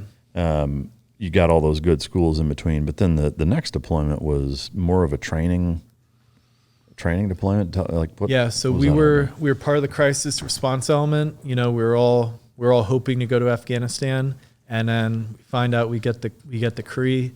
So we go to the CRE, and it was basically training if like another Benghazi situation happened, if we had to rescue an embassy, if we potentially hostages or pirates in the area. So we were training all these different mission sets. It was a cool workup because we got to do a ton of skydiving. We spent like a whole month just skydiving with night vision, doing all this stuff and doing water drops, doing, what's it called? The duckies where you hard drop duck or soft duck. Yeah.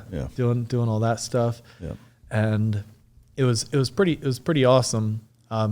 Doing the training for this, and then went to the Cree, got to train a lot of jiu-jitsu as well because the Sheikh of Abu Dhabi was a huge jiu-jitsu fan, trained with the Gracies, and he paid all these black belts to go there and train the Emiratis and like their special ops guys, but they weren't really into jiu-jitsu that much. So I had like 9 black belts to go and train jiu-jitsu with every day. Yeah. And some of them were legends. And so that was pretty awesome. Until one of the training missions we were doing, we're doing a hostage rescue training mission. I was fast roping onto a roof, just had a hard landing, something I had done hundreds of times. But I guess I herniated my L5S1 then with the compression, because you try to slide down really fast because that's the only time you're really vulnerable. That's how SEALs have mostly died, helicopters being shot. So I'd basically be fast roping down, have my gun ready to go up, take a shot of anyone who would have an RPG. I'd play it for real. And we went through, cleared the house, saved the pretend hostages, and then brought them back. Didn't even notice anything. Ate some food, went to bed, and I woke up in the morning and I just had crazy sciatica going down my thigh, but I didn't even know it was sciatica. I thought I was like an IT band issue. My IT band just felt really tight, and my foot didn't work, so my foot was just slapping everywhere I went. And I just I went to medical. I'm like, hey, is this like an IT band issue? And they kind of thought it could be. And I just kept doing everything. I was like getting boats together, carrying engines, doing all this stuff. And then they kind of figured out it was from herniating my lumbar. And then they were talking to the surgeons in Landstuhl. They're like, you're flying to Germany tonight. And is that serious? Yeah. What was the sense of urgency? So the fact that I had Dropfoot, it was crushing the nerve that works your dorsal flexion. And the longer you crush it, it just does more and more damage, and you'll never get it back. I still have permanent Dropfoot from that. But if it had been longer, then it would be much worse. I got you. Like as soon as they did the decompression surgery, I could pull up on my foot much better again. It doesn't quite slap the way it was, but people could be around the corner, because I'd be walking around there like, Jeff, I hear you. And I'd be like, oh, shoot. Yeah. And so, literally went there, had surgery. Randomly, one of my buddies from college I was in Army ROTC with was now the company commander of a counterintelligence unit. So I'm like, hey, are you in Germany still? Because I actually hung out with him when my platoon came back from Fallujah. I'm like, hey, I'm in Heidelberg. He came out and met me and my friends. He didn't know I was a SEAL. He's like, what are you guys? Are you contractors? He's like, I don't. I'm like, oh, we're SEALs. He's like, no shit, you're a SEAL now. I'm like, yeah. And I'm like, hey man, I'm back in Germany. I'm getting surgery. And he's like, my girlfriend's a nurse there. So he came, got his girlfriend. They came in and met me. He brought me like some food from the Cheesecake Factory. I was like eating it, and all of a sudden I was like really jacked because I was working out every day for like 3 hours too. Remember, I'm like in my gown. All of a sudden I start getting really hot. I start like taking my gown off, and all of a sudden I'm like, oh, I had just come out of anesthesia and everything and eaten this food, but I got nauseous, so I threw up in the bag that he gave me, and I'm like, that's why I got hot. So now I'm just like have the gown around my waist. I go to take the bag and hand it to like one of the nurses, and the whole bottom falls out all on top of me. God. And I'm just like, you got to be kidding me. So I just get up. I'm basically naked, like trying to get all the puke off of me. It was not pretty, but I kind of like gave myself a little sponge bath or something. I was like, hey, so should am I going to like be here for several days? The doctor's like, no, I want you walking around as much as you can. I just had someone else who had the surgery, and they had like half the back muscle as you, and they just have been laying in bed for a week straight, and it's the worst thing you can do. I want you walking around doing everything you can. Just don't lift more than 7 pounds. So I'm like, all right. We actually had SOCOM apartments there that I was supposed to stay in, but my buddy and his girlfriend had an extra like room at their apartment, and I just went there. They had a Christmas party. His girlfriend's sister came to town. We went to like a Christmas market, ended up having like an amazing time, went to Amsterdam for New Year's. Red light district. But that's wild. Yeah. How long did it take you to recover from that, like to where shit was back to as normal as it could be? Yeah, so I had 6 weeks, so it was 2 weeks there, and they were like, okay, you're good enough to fly back. They wanted me to originally fly to San Diego and then take leave and fly to Pennsylvania. I'm like, hey, I do not want to just fly across the country for no reason. Let me just go to Pennsylvania. And I like kind of worked it with my command, and I ended up getting me a ticket to go to fly into New York or something. And I was able to get over to Pennsylvania where I live, and made it much simpler. Spent, I think I was on convalescent leave for 4 weeks then, and which was kind of great. And then I fly back, and that's when I started the physical therapy, and it kind of started really basic. For 6 weeks, they didn't want me lifting more than a gallon of milk, and after that, it was fine, but I was your disc like scars over. They kind of cut it and stitch it, and it's a microdiscectomy, and it's supposed to be pretty good.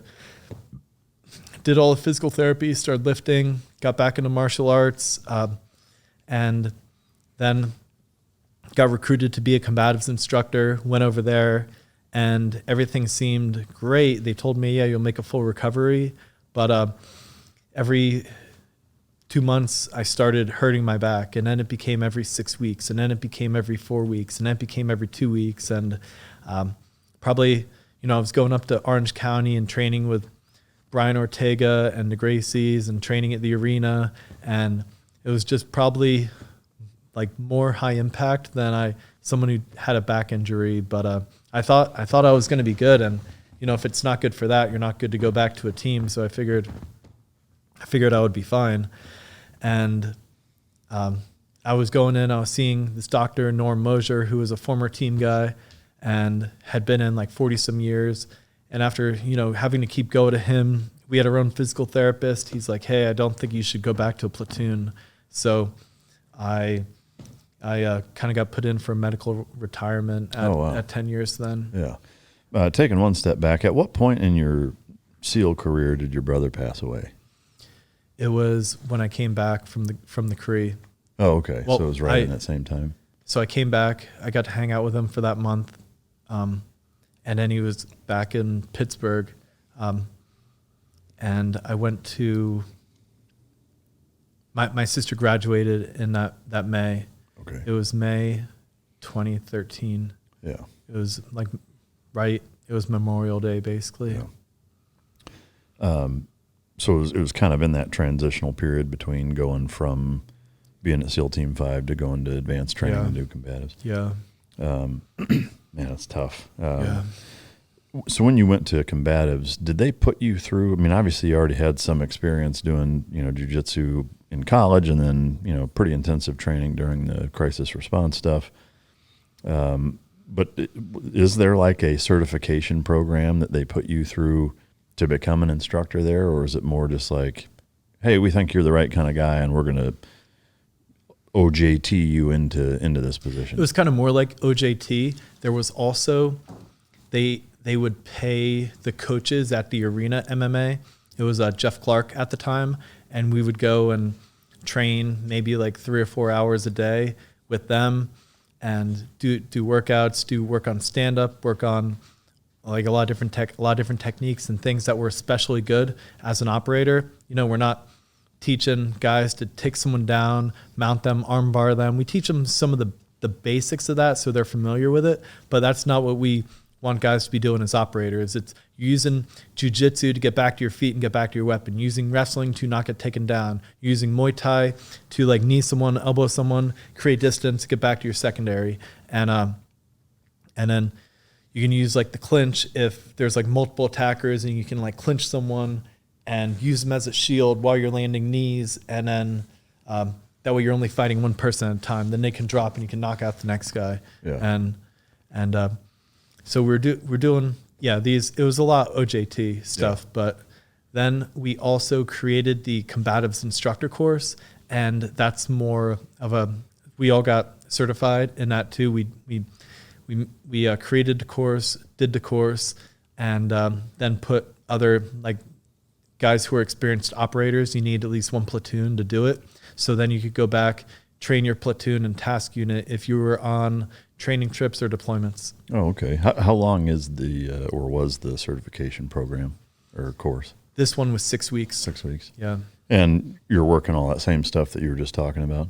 Yeah. At the end of that, if you take a guy that doesn't have a lot of combatives experience, obviously, to make it through BUDS and be through an entire SEAL platoon in deployment successfully, like you've got to be decent, at handling yourself. But if you take a guy like that, do you think that in that 6 week period that you get them to where they can handle themselves fairly well by comparison? Because honestly, guys who were in SQT and did a 1 week course, I would see guys show up who had very little training, and this was probably from 8 or 9 in the morning until like 4 or 5 in the evening for 5 days.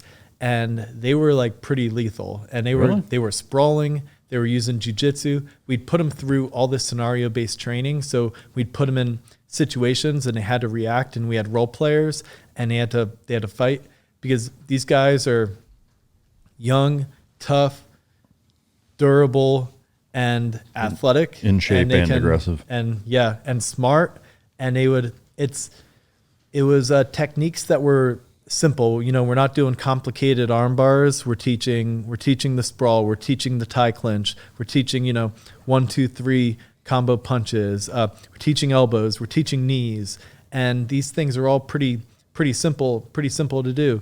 You might not see a beautiful, and there was guys who were a lot of guys had a background already. A lot of guys trained, the way I did, or they were at least a wrestler, or they were at least a boxer. So they were pretty good at what they already had experience with. Yeah. And I was really impressed seeing, guys, because I would put them through these practical applications, and they had to fight their way out of all these different scenarios, and they would crush it. So the guys who would come and go through that 6 week course, they were typically fighters already, and they were just straight badasses. Yeah. And it was funny too, because one of the guys who came through was a Danish Frogmen, and he came over, did our course. Then he invited me and the other instructors to come to Copenhagen, and we put all the Danish Frogmen through our course. And it was like 2 weeks in Denmark. It was one of the best trips of my life. I bet. It was amazing. I can imagine. And then I'm like, hey, I want you to come back and do our 6 week course. And got him. He had actually trained in Thailand with Bukau, and he's a black belt, and he's not that, he's like maybe 5'10", but real strong. And he came and he was like beating up the SEALs he's a badass. Yeah. He's a total badass. I just set up a training trip for him and a bunch of the Danish Frogmen with guys who have schools in Miami. So they got to come, see Miami almost be like a vacation from Scandinavia, and get a bunch of good training and get to hang out with me and go out in town and everything. Yeah. So they had a really awesome trip. Yeah, that's awesome. Yeah. The 2 weeks that you spent there, how would you compare Danish Frogmen to American Frogmen caliber-wise? So they were really smart, really good operators. There's only 50 of them. So I think maybe only like 3 to 5 might make it through a class or something. Wow. And some are huge. Some are, Viking blood, 6'3", long blonde hair, beards. They don't have, grooming standards and everything. And they were total badasses. Yeah. And very, very articulate. I'd swear some of them have like better English than Americans. Yeah. And yeah, I got nothing but amazing things to say about them. Yeah. They might not have, because they don't. There was actually a guy who was a wrestler, but for the most part, they didn't have like wrestling, and they didn't have like boxing as much. I don't think they're as for the most. I mean, maybe it's probably gotten bigger in there since I did it. It could have been 2015 that I was there. MMA continues to get more popular, but I think team guys were at least at the time they were fighting more in the MMA gyms and stuff, but they're probably getting into it, probably especially since we turned them from CQD into combatives. They probably got the bug to do more combatives. And kicking it up a notch. During the course and what you guys would teach in your combatives, as far as on the strict jiu-jitsu side, in terms of actual submissions, which ones would you guys teach for such a basic course? Yeah, so I would teach the guillotine. I would teach defense from the guillotine. I would teach rear naked choke and teach the defense to that. And what else for the submissions? I might like run through a few basic. I might be like, hey, here's a Kimura, here's this, but not trying to like confuse the guys. Yeah, nothing too crazy. The big ones were the chokes, and be like, hey, keep your, if you're in someone's guard, keep your elbows in, just basic things to not get submit, keep your hips square, basic things to not get like your arm ripped out in the first, and be like, hey, if they go do this, you can posture here and punch them in the face. Sometimes a good defense is just punching someone or elbowing someone. Yeah. Yep. Did you ever have any students while you were there as an instructor, students that would come in and would hand you guys your ass? Actually I mean, I don't know if we wouldn't be sparring the students like super hard. I would a little bit. We had a guy who had been like he was actually a SWIC guy, and he had been a training partner for Roy Jones Jr. Oh, no and he shit. was a really good boxer. Wow. Really good boxer. I did spar him a little bit, but I think I had just gotten back into it at that point. I wasn't when I finished. I was like a much better Muay Thai striker than when I started, obviously. But I mean, he wasn't trying to kill me or anything. Like it wouldn't have been smart either. Yeah. How much of that was with Jocko? Like, was he running it at that point? He was retired. He was retired. Yeah, okay. So after I went to after I got back from Iraq, he had retired, and then he was running Victory, and I trained. I still had like 2 years where I trained at Victory before I went to Combatives, and then we kind of had a deal with the Arena MMA, so then we all trained with the Arena, and we would have all these pro MMA fighters come and train us. Oh, okay. And they were awesome, and I was still like friends with Jocko. Yeah. But I wasn't training with him at that point. Yeah. I know obviously you haven't trained with every UFC guy, but you've trained with quite a few high-level black belts in the competitive jiu-jitsu space, as well as a lot of different MMA fighters that were pretty high-caliber guys. Is there one guy that stands out above everybody else in terms of who is the most impressive to you? Yeah, I'll say Brian Ortega was a straight ninja. Yeah. Straight ninja. Just a killer, so tough. We'd run stairs, we'd hit mitts, and also he was just such like a good, generous person too. Like he came down and we ran the Gracie, I think it was called the Gracie Survival Tactics, and him and Henner came down and taught it at the when it was the Elephant Cages in the Thunderdome. And then he's like, hey, I want to do something for you guys, and he invited me and my other buddy up to literally in the South Bay, and we'd go to like Anderson Silva School. We would train in the cage at Anderson Silva School. We would go to the Gracie, gym in Torrance with Horian, train there, and be in like the private room. There'd be like Henry would be training Ronda Rousey back when Ronda was the champion, and be showing us all this stuff.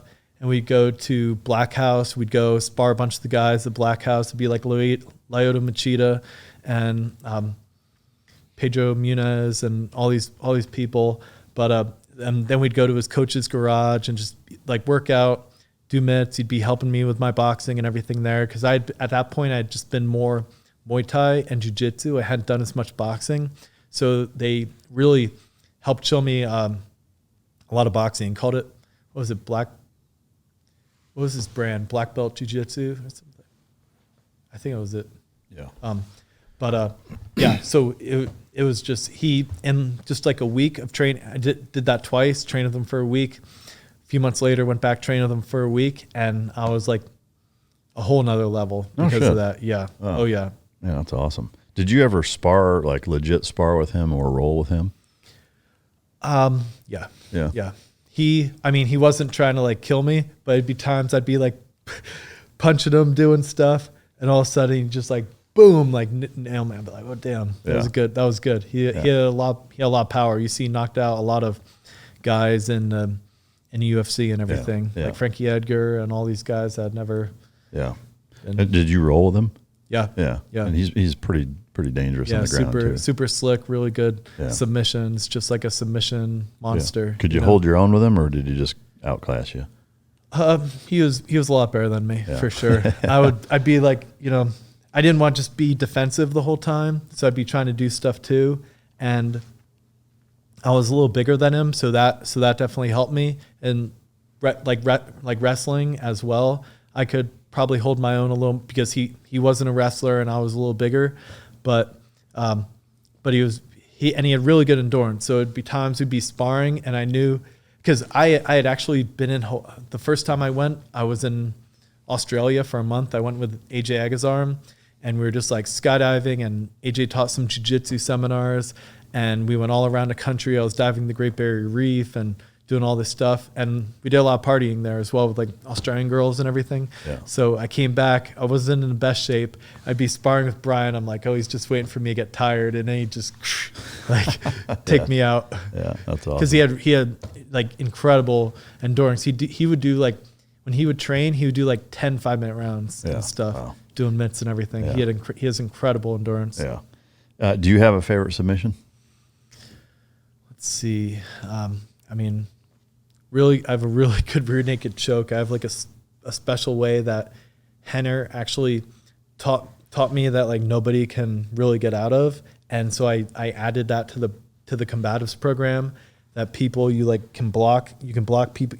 The way you defend, you grab this arm and you pull it down, and so I got people, once I get it locked in, they can't get out.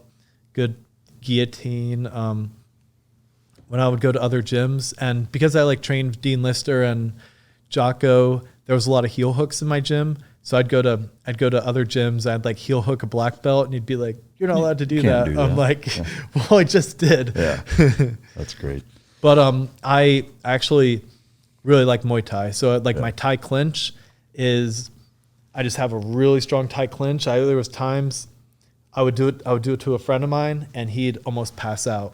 From just being in my clinch. For me, it's like having someone mounted. Yeah. And I guess rein, knees and elbows and everything else, that's kind of my go-to, because you're not putting yourself on the ground where anything can happen. It's actually really good for fighting. If there's multiple people, you can clinch them, you can move them around wherever you want, where the head goes, the body will follow. And then as you're moving them over, it sets you up to throw the knee. And you can throw the knees and then get them more off balance. And if someone else is trying to get them around, you're just holding them as a shield. You land a few of those, and then they go down, and the next person is lined up, ready to go. Yeah. What are the? Are there 3 keys to performance for a good clinch? Yeah. So there's specific around just getting a good grip around the neck and everything, and off balancing them. And then as soon as they're getting off balance is where you come with the knee. And and you can pivot around as well, so you can have them on one side and you're facing this way, and then you like pull them around, and you literally put them all the way around into a 180, and your feet have just slid, and now they're just literally trying not to fall down, and you push and you pull and you nail them with a knee, and then now they're going to, a lot of times they'll drop their hand, bring it down, try to block your knee from coming from another one, and that's where you can come boom with an elbow, boom with the elbow, and then now they're like try to block the elbow. Now so it's like the high-low game. Yeah. It seems wicked. I mean, I see it used or utilized pretty successfully, fairly often. That's good stuff. All right, so you end up, your back becomes a big enough problem to where they medically retire you.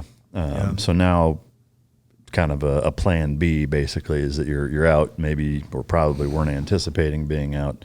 Now what? Yeah, I had seen in like a couple years earlier that one door was starting to close, and I had when I had gone to UCF, my cousin Lou Lenteni and Greg Lenteni, they were successful entrepreneurs, and I saw Greg had a fish finder and depth finder company, Norcross Marine. Lou had another one and created Echelon Fitness, and I had always wanted to be an entrepreneur as well, and it kind of happened sooner than I had planned. But having been down in Brazil many times, I had fallen in love with Sungas. It's like the popular swimwear in Brazil. Bought a bunch, started wearing them all over the world, and everybody would be asking me, where can I get these? Where can I get these? And I was like, oh, pretty much only in Rio de Janeiro in Brazil. And I did the Honor Foundation, and I had seen, gone to Silicon Valley and Seattle and saw all these tech firms, and was like, you know what? I want to do my MBA at UCLA, and I think I should found a company, bring it through the pipeline there, use my MBA, because I remembered I studied business at UCF, and I loved UCF as a college, but being 100% gung-ho on being a SEAL, I just wasn't that stoked on studying business at the time. I was like, studying business can be a little boring, but if I'm actually running my company, I can take everything I learned from business school and apply it directly to the business to make it more successful. And I was like, all right, I have something I want to do. I love these Sungas. I'll bring them to the U.S. I found a manufacturer, found a designer, started making stuff, had a minimally viable product, just had mediums and larges at first and 100 of each design. And I was off, and I was learning e-commerce, Shopify, marketing, Google Ads, Facebook, all this stuff. And Kyle Maynard was actually living with me at this time too. And I was like, all right, I want to try. I'd been wanting to do a trip around the world, kind of like a gap year. I thought I could go travel the world, have some awesome experiences, and also use going all these cool places to create cool content for the brand. So me and Kyle went Japan, Barcelona, Croatia Yacht Week, Israel, helped out with the Peace Players Foundation there. It takes Arab and Israeli girls and puts them on same basketball team, and they become best friends through athletics. Went to England, came back to the US. I got my applications in for business school. Went to Australia, climbed the highest peak in Australia with Kyle, who he doesn't have arms and legs. So he bear crawled that. He also bear crawled Kilimanjaro before in Aconcagua. So this was a third of his 7 summits. Then I took him to the Great Barrier Reef. We dove the Great Barrier Reef, and I just held his scuba tank, did all this. So we got to experience that. It was pretty awesome. What's the highest peak in Australia? Mount Kosciuszko. How high? It's only maybe 6,000 or 7,000 feet. It's not not like doing Kilimanjaro, not like doing. I think they're all pretty high except for that one, but still counts. Yeah. Well, when you're bear crawling it's a whole different animal. Yeah. Did you ever fuck with him? Play any jokes on him? All the time. All the time. I mean, is there a funniest joke that you fucked with Kyle? Because he was on the show. Gosh. He was one of the first handful of episodes I had. I saved his life at the Great Barrier Reef. Really? Yeah. So he was. So between the scuba diving, we'd go just free diving and everything, and we're on the top. And he had a GoPro. I had a GoPro. He had a GoPro. His was attached to like a surfboard leash type thing, and it would go around his ankle. I'm holding mine. I swim down. Being a Navy SEAL, it makes free diving and all this stuff, a lot easier. So I saw a turtle, free dive down like 20, 25 feet. And I'm down there getting some cool GoPro footage, all this beautiful reef around. And I come up and Kyle's like, I want to go down to the sea turtle. But he's very buoyant because he doesn't have the density of the arms. So he has to let all the oxygen out of his lungs. And he goes down and he gets down about 10 feet or so. And he's like, all right, he can't swim great, So he goes to swim back up, but now his GoPro leash got connected to the reef. Oh, and shit. He's just like here swimming like this, trying to get up, and he's just stuck. Man. And I'm like, I had just come up, I'm looking down, and I see him stuck down there. I'm like, oh shoot. And I just like shoot down. It's like maybe just 10 or 12 feet, grab the GoPro, come up. Now I got 2 GoPros in my hand. He's swimming his way up. He gets to the top. He's just like, and I'm like, he goes immediately, did you get that on film? I go, yeah, don't leave home without your Navy SEAL. And he's like, holy shit. Yeah. It's like, you got it on film? Yeah, I got it on film. That'd be cool to see that. Kyle, we need the film. He's been hiding it for years. What a bastard. He said he didn't like his hairline. Well, can you believe that? Fucking get in line on that one. All right. So continuing through that process. So you go back, or you get back from Australia, and then did you start business school right after that? So I actually started working for a billionaire, and it was like a crypto billionaire in Hollywood Hills. And I was just helping him with a lot of stuff. And I was doing that for a while. While I was getting ready, I ended up going on a ski trip with my mom again. And that's when I got a call from one of the deans. He's like, hey, letting you know you're accepted to UCLA and everything. I'm like, sweet. And came back, had the summer off, did a few trips back to Europe. I went to Normandy, went all around Europe again, and started dating a girl in Barcelona. And then I came back, and that's when I started business school and everything. So how long have you been running Sunga Life? Since 2016. Okay. So looking back on it now, I know it can be maybe a little blurry with what you learned real world versus what business school taught you. But what is your perspective on how valuable business school is or not? Because I have owned my businesses for 15 years. I never went through business school. Yeah. I'm curious, do you think it's worth it? Did it teach you the nuts and bolts of how you've run it, or have you learned more by just doing it than you ever learned in business school? For me, it was a little bit of both. If I didn't have the GI Bill, I probably, and having your own company, I don't know if it would be totally worth it. But having the GI Bill, being, they not only paid for all business school, they actually paid me living expenses while I was doing school. So while I was trying to grow the company and didn't have a lot of money otherwise, it was a way to keep getting money and everything there. Yeah. So and then what was actually probably even more valuable than like the classes, and some of the classes were incredible. I had some amazing professors. Some were more valuable than others. Was that I did multiple accelerators, and there was Startup UCLA, which is really good, and then there was a business creation option, which was my master's thesis, and you had to be like pitching your company.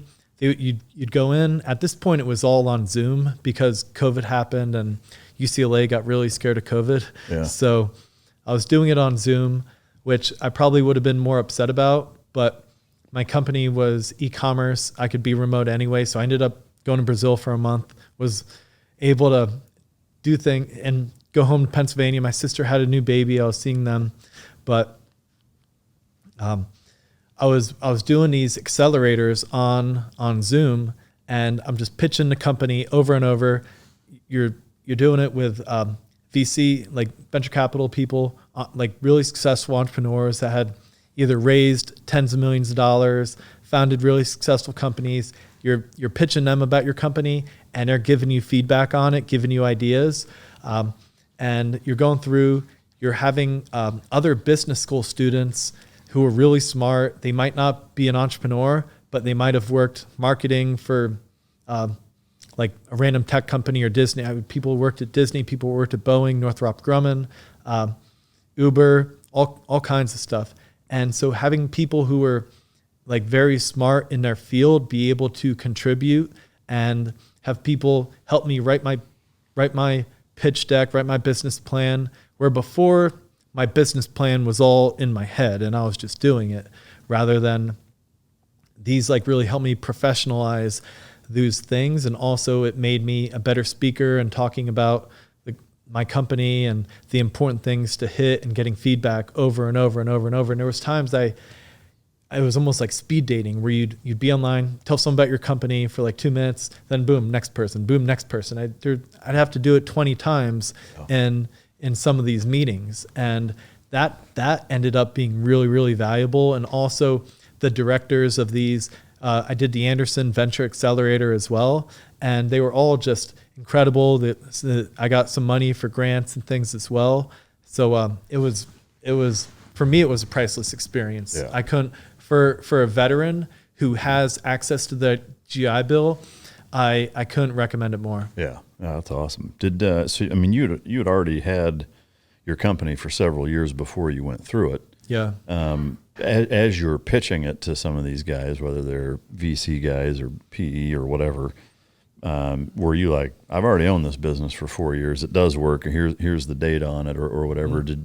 Did any of them kind of scoff at you and be like, yeah, it's not really worth a shit, and kind of bust your balls? Did any of them do the opposite and were like, holy shit, like I want to invest in it? There's definitely some people that came in that are totally in the LA bubble, and they were like, oh, this just seems like too patriotic. I don't think it wouldn't be like mass adoption or anything.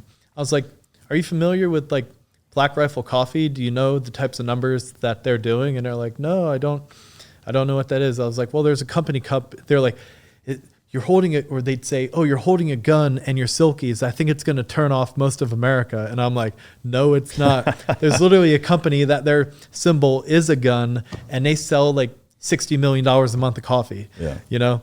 And so some people just had no idea about how the rest of the country is. Yeah. But some people totally got it at the same time. And actually one startup day for the pitch, and had a mentor whose like father had founded Kleiner Perkins like VC firm, which is one of the biggest ones in Silicon Valley. Yeah. Were there other students that also had companies that were going through business school, or was that unique to you? I think for the most part, everyone created one while there. Yeah. I was like the unique one where I had a company, and it was really, for me, it was really cool because on my application to UCLA, I said, like, I'm a SEAL, I did this, and I founded this company. I want to do business school because I want to grow and scale this company to help support veteran foundations that I'm passionate about, like the Hudson Swim, like Force Blue Team, like the Adaptive Training Foundation, and I want to make my company scale it and use UCLA to make it more successful, so I can help these veteran foundations. And literally went through all that, like to a T happened.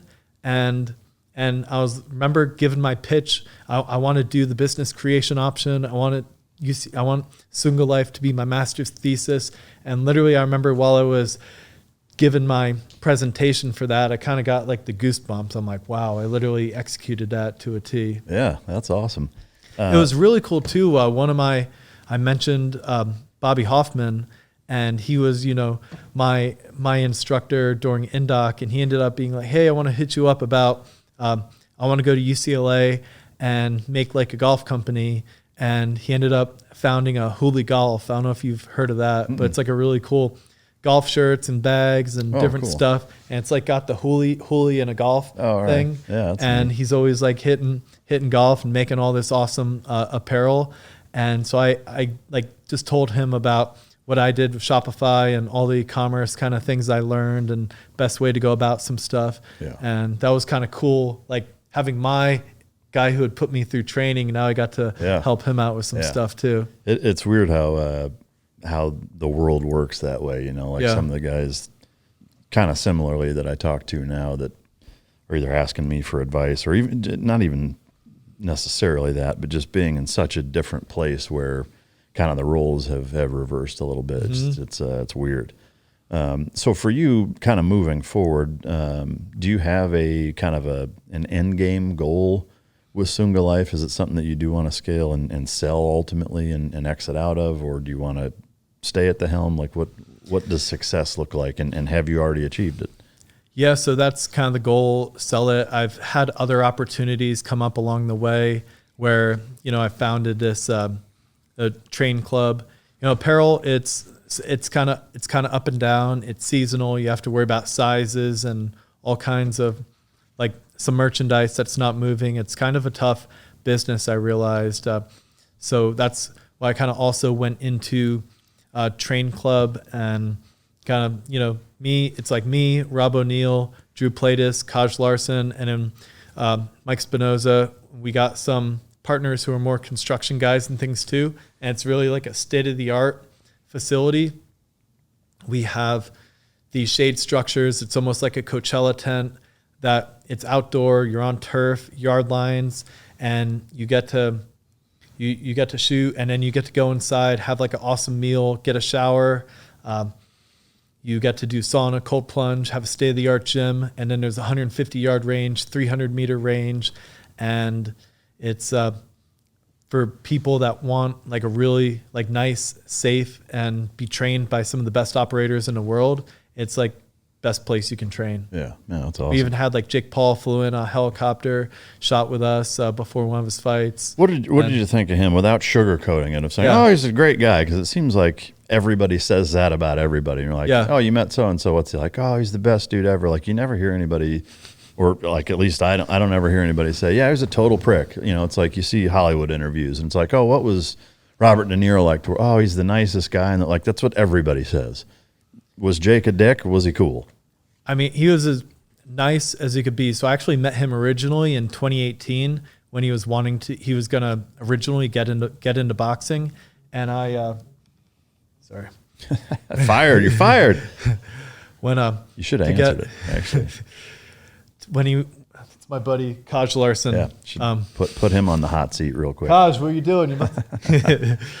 But so we, what was it? Where was I? Oh, so I actually met him, and he was not in shape, like at least not like he is now. He's like, oh, I want to fight this YouTuber. I want to be MMA because I have a wrestling background. I don't really know how to box. I showed him a little bit of Muay Thai, different stuff. He was like, I wanted to be a Navy SEAL actually before all this YouTube stuff happened. That's why I have a Belgian Malinois. No shit. And yeah, so he had a Belgian Malinois. I know he has a golden retriever now too. They're a little easier to manage for sure. Yeah. But then I didn't see him for a couple of years because I went out to Miami, and then his brother was getting ready to fight Floyd, and my friend Antonio Mizuraca was putting on some of the stuff with Steven Espinoza.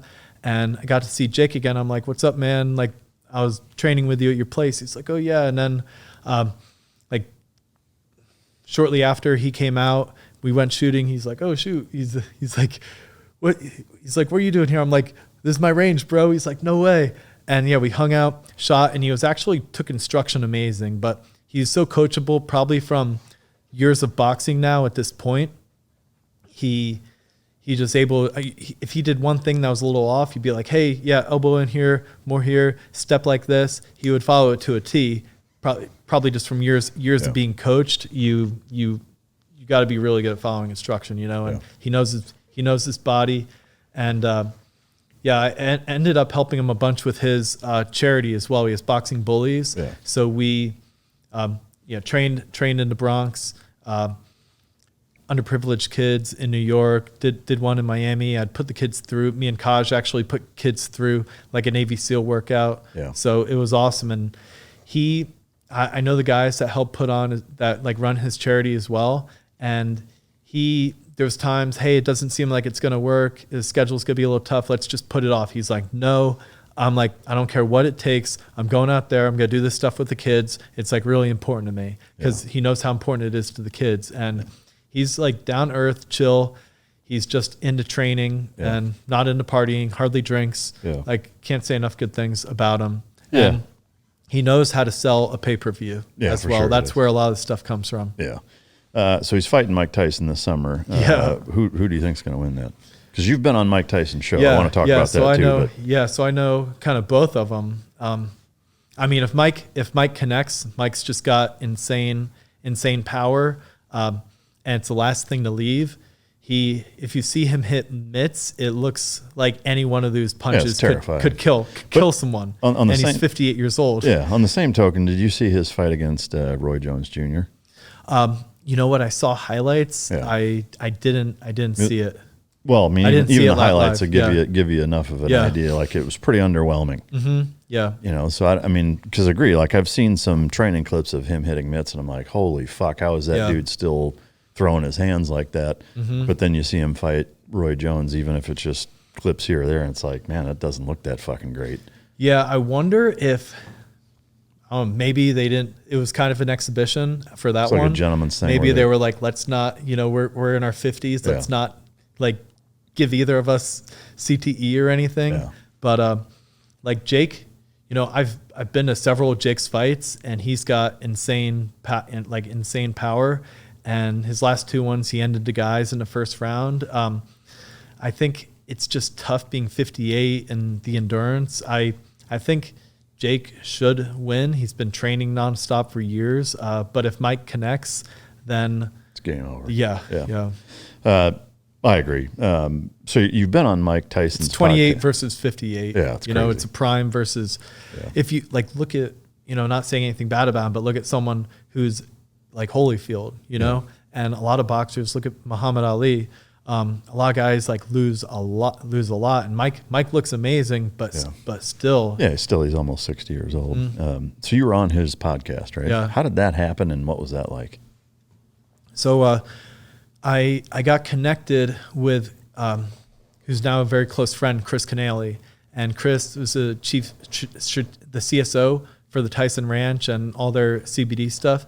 He was a former venture capital and investment banker, and then took over advising, trying to help scale and grow Mike's business. And I had kind of hung out with him a couple times, and he's like, "Hey, I think you'd be awesome on the podcast. I'd love to have someone with more of a different experiences than the traditional athletes or rappers or people we have on here." And I was like, "Yeah, it's a dream." And I know Kyle had met Mike before too, and was actually at his last fight. And I was telling Kyle about it. Kyle's like, "Oh, he's my hero." I'm like, "All right, let me see if I can get you on too." And I was talking about him a lot to Chris and some of the executives, and they're like, "Hey, we should have your friend on with you too." So me and Kyle went, did the podcast. It was so cool. Mike was so down to earth, hanging out. We're just sharing stories, and went through all these very, very deep things. And the podcast kind of finished, and then we just stayed there, and we just kept talking and talking and talking. It could have been a whole nother podcast. It was another 90 minutes or more. Wow. And sharing very deep things. Some of the things I talked about with my brother and my father, and things in the Middle East. And Mike was like hugging me, and it just got like he's got the biggest heart. And so many people are like, saw him when he was younger, and he had the big heart when he was younger too, but he also was kind of playing the role of wanting to be this ferocious boxer at the same time and have people afraid of him. So he put on this mask to intimidate the people he was fighting. Yeah. And I mean, it certainly worked, but kind of because of that, people have the wrong misconception of how he is. And he's nothing but like the nicest, most respectful person, and cares about you deeply. I would go back there months later, and I'd like walk in. He wouldn't know I was coming and see me and like run over, hug me, give me like a high five, ask how I was doing. I was like, oh, I had I had friends who trained at the gym with Larry Holmes. I grew up close to that area. He's like, oh, right in Easton. Like, he was sharp and knew his stuff. I was like, wow. Yeah. Like, where is that ranch at? Is it in California?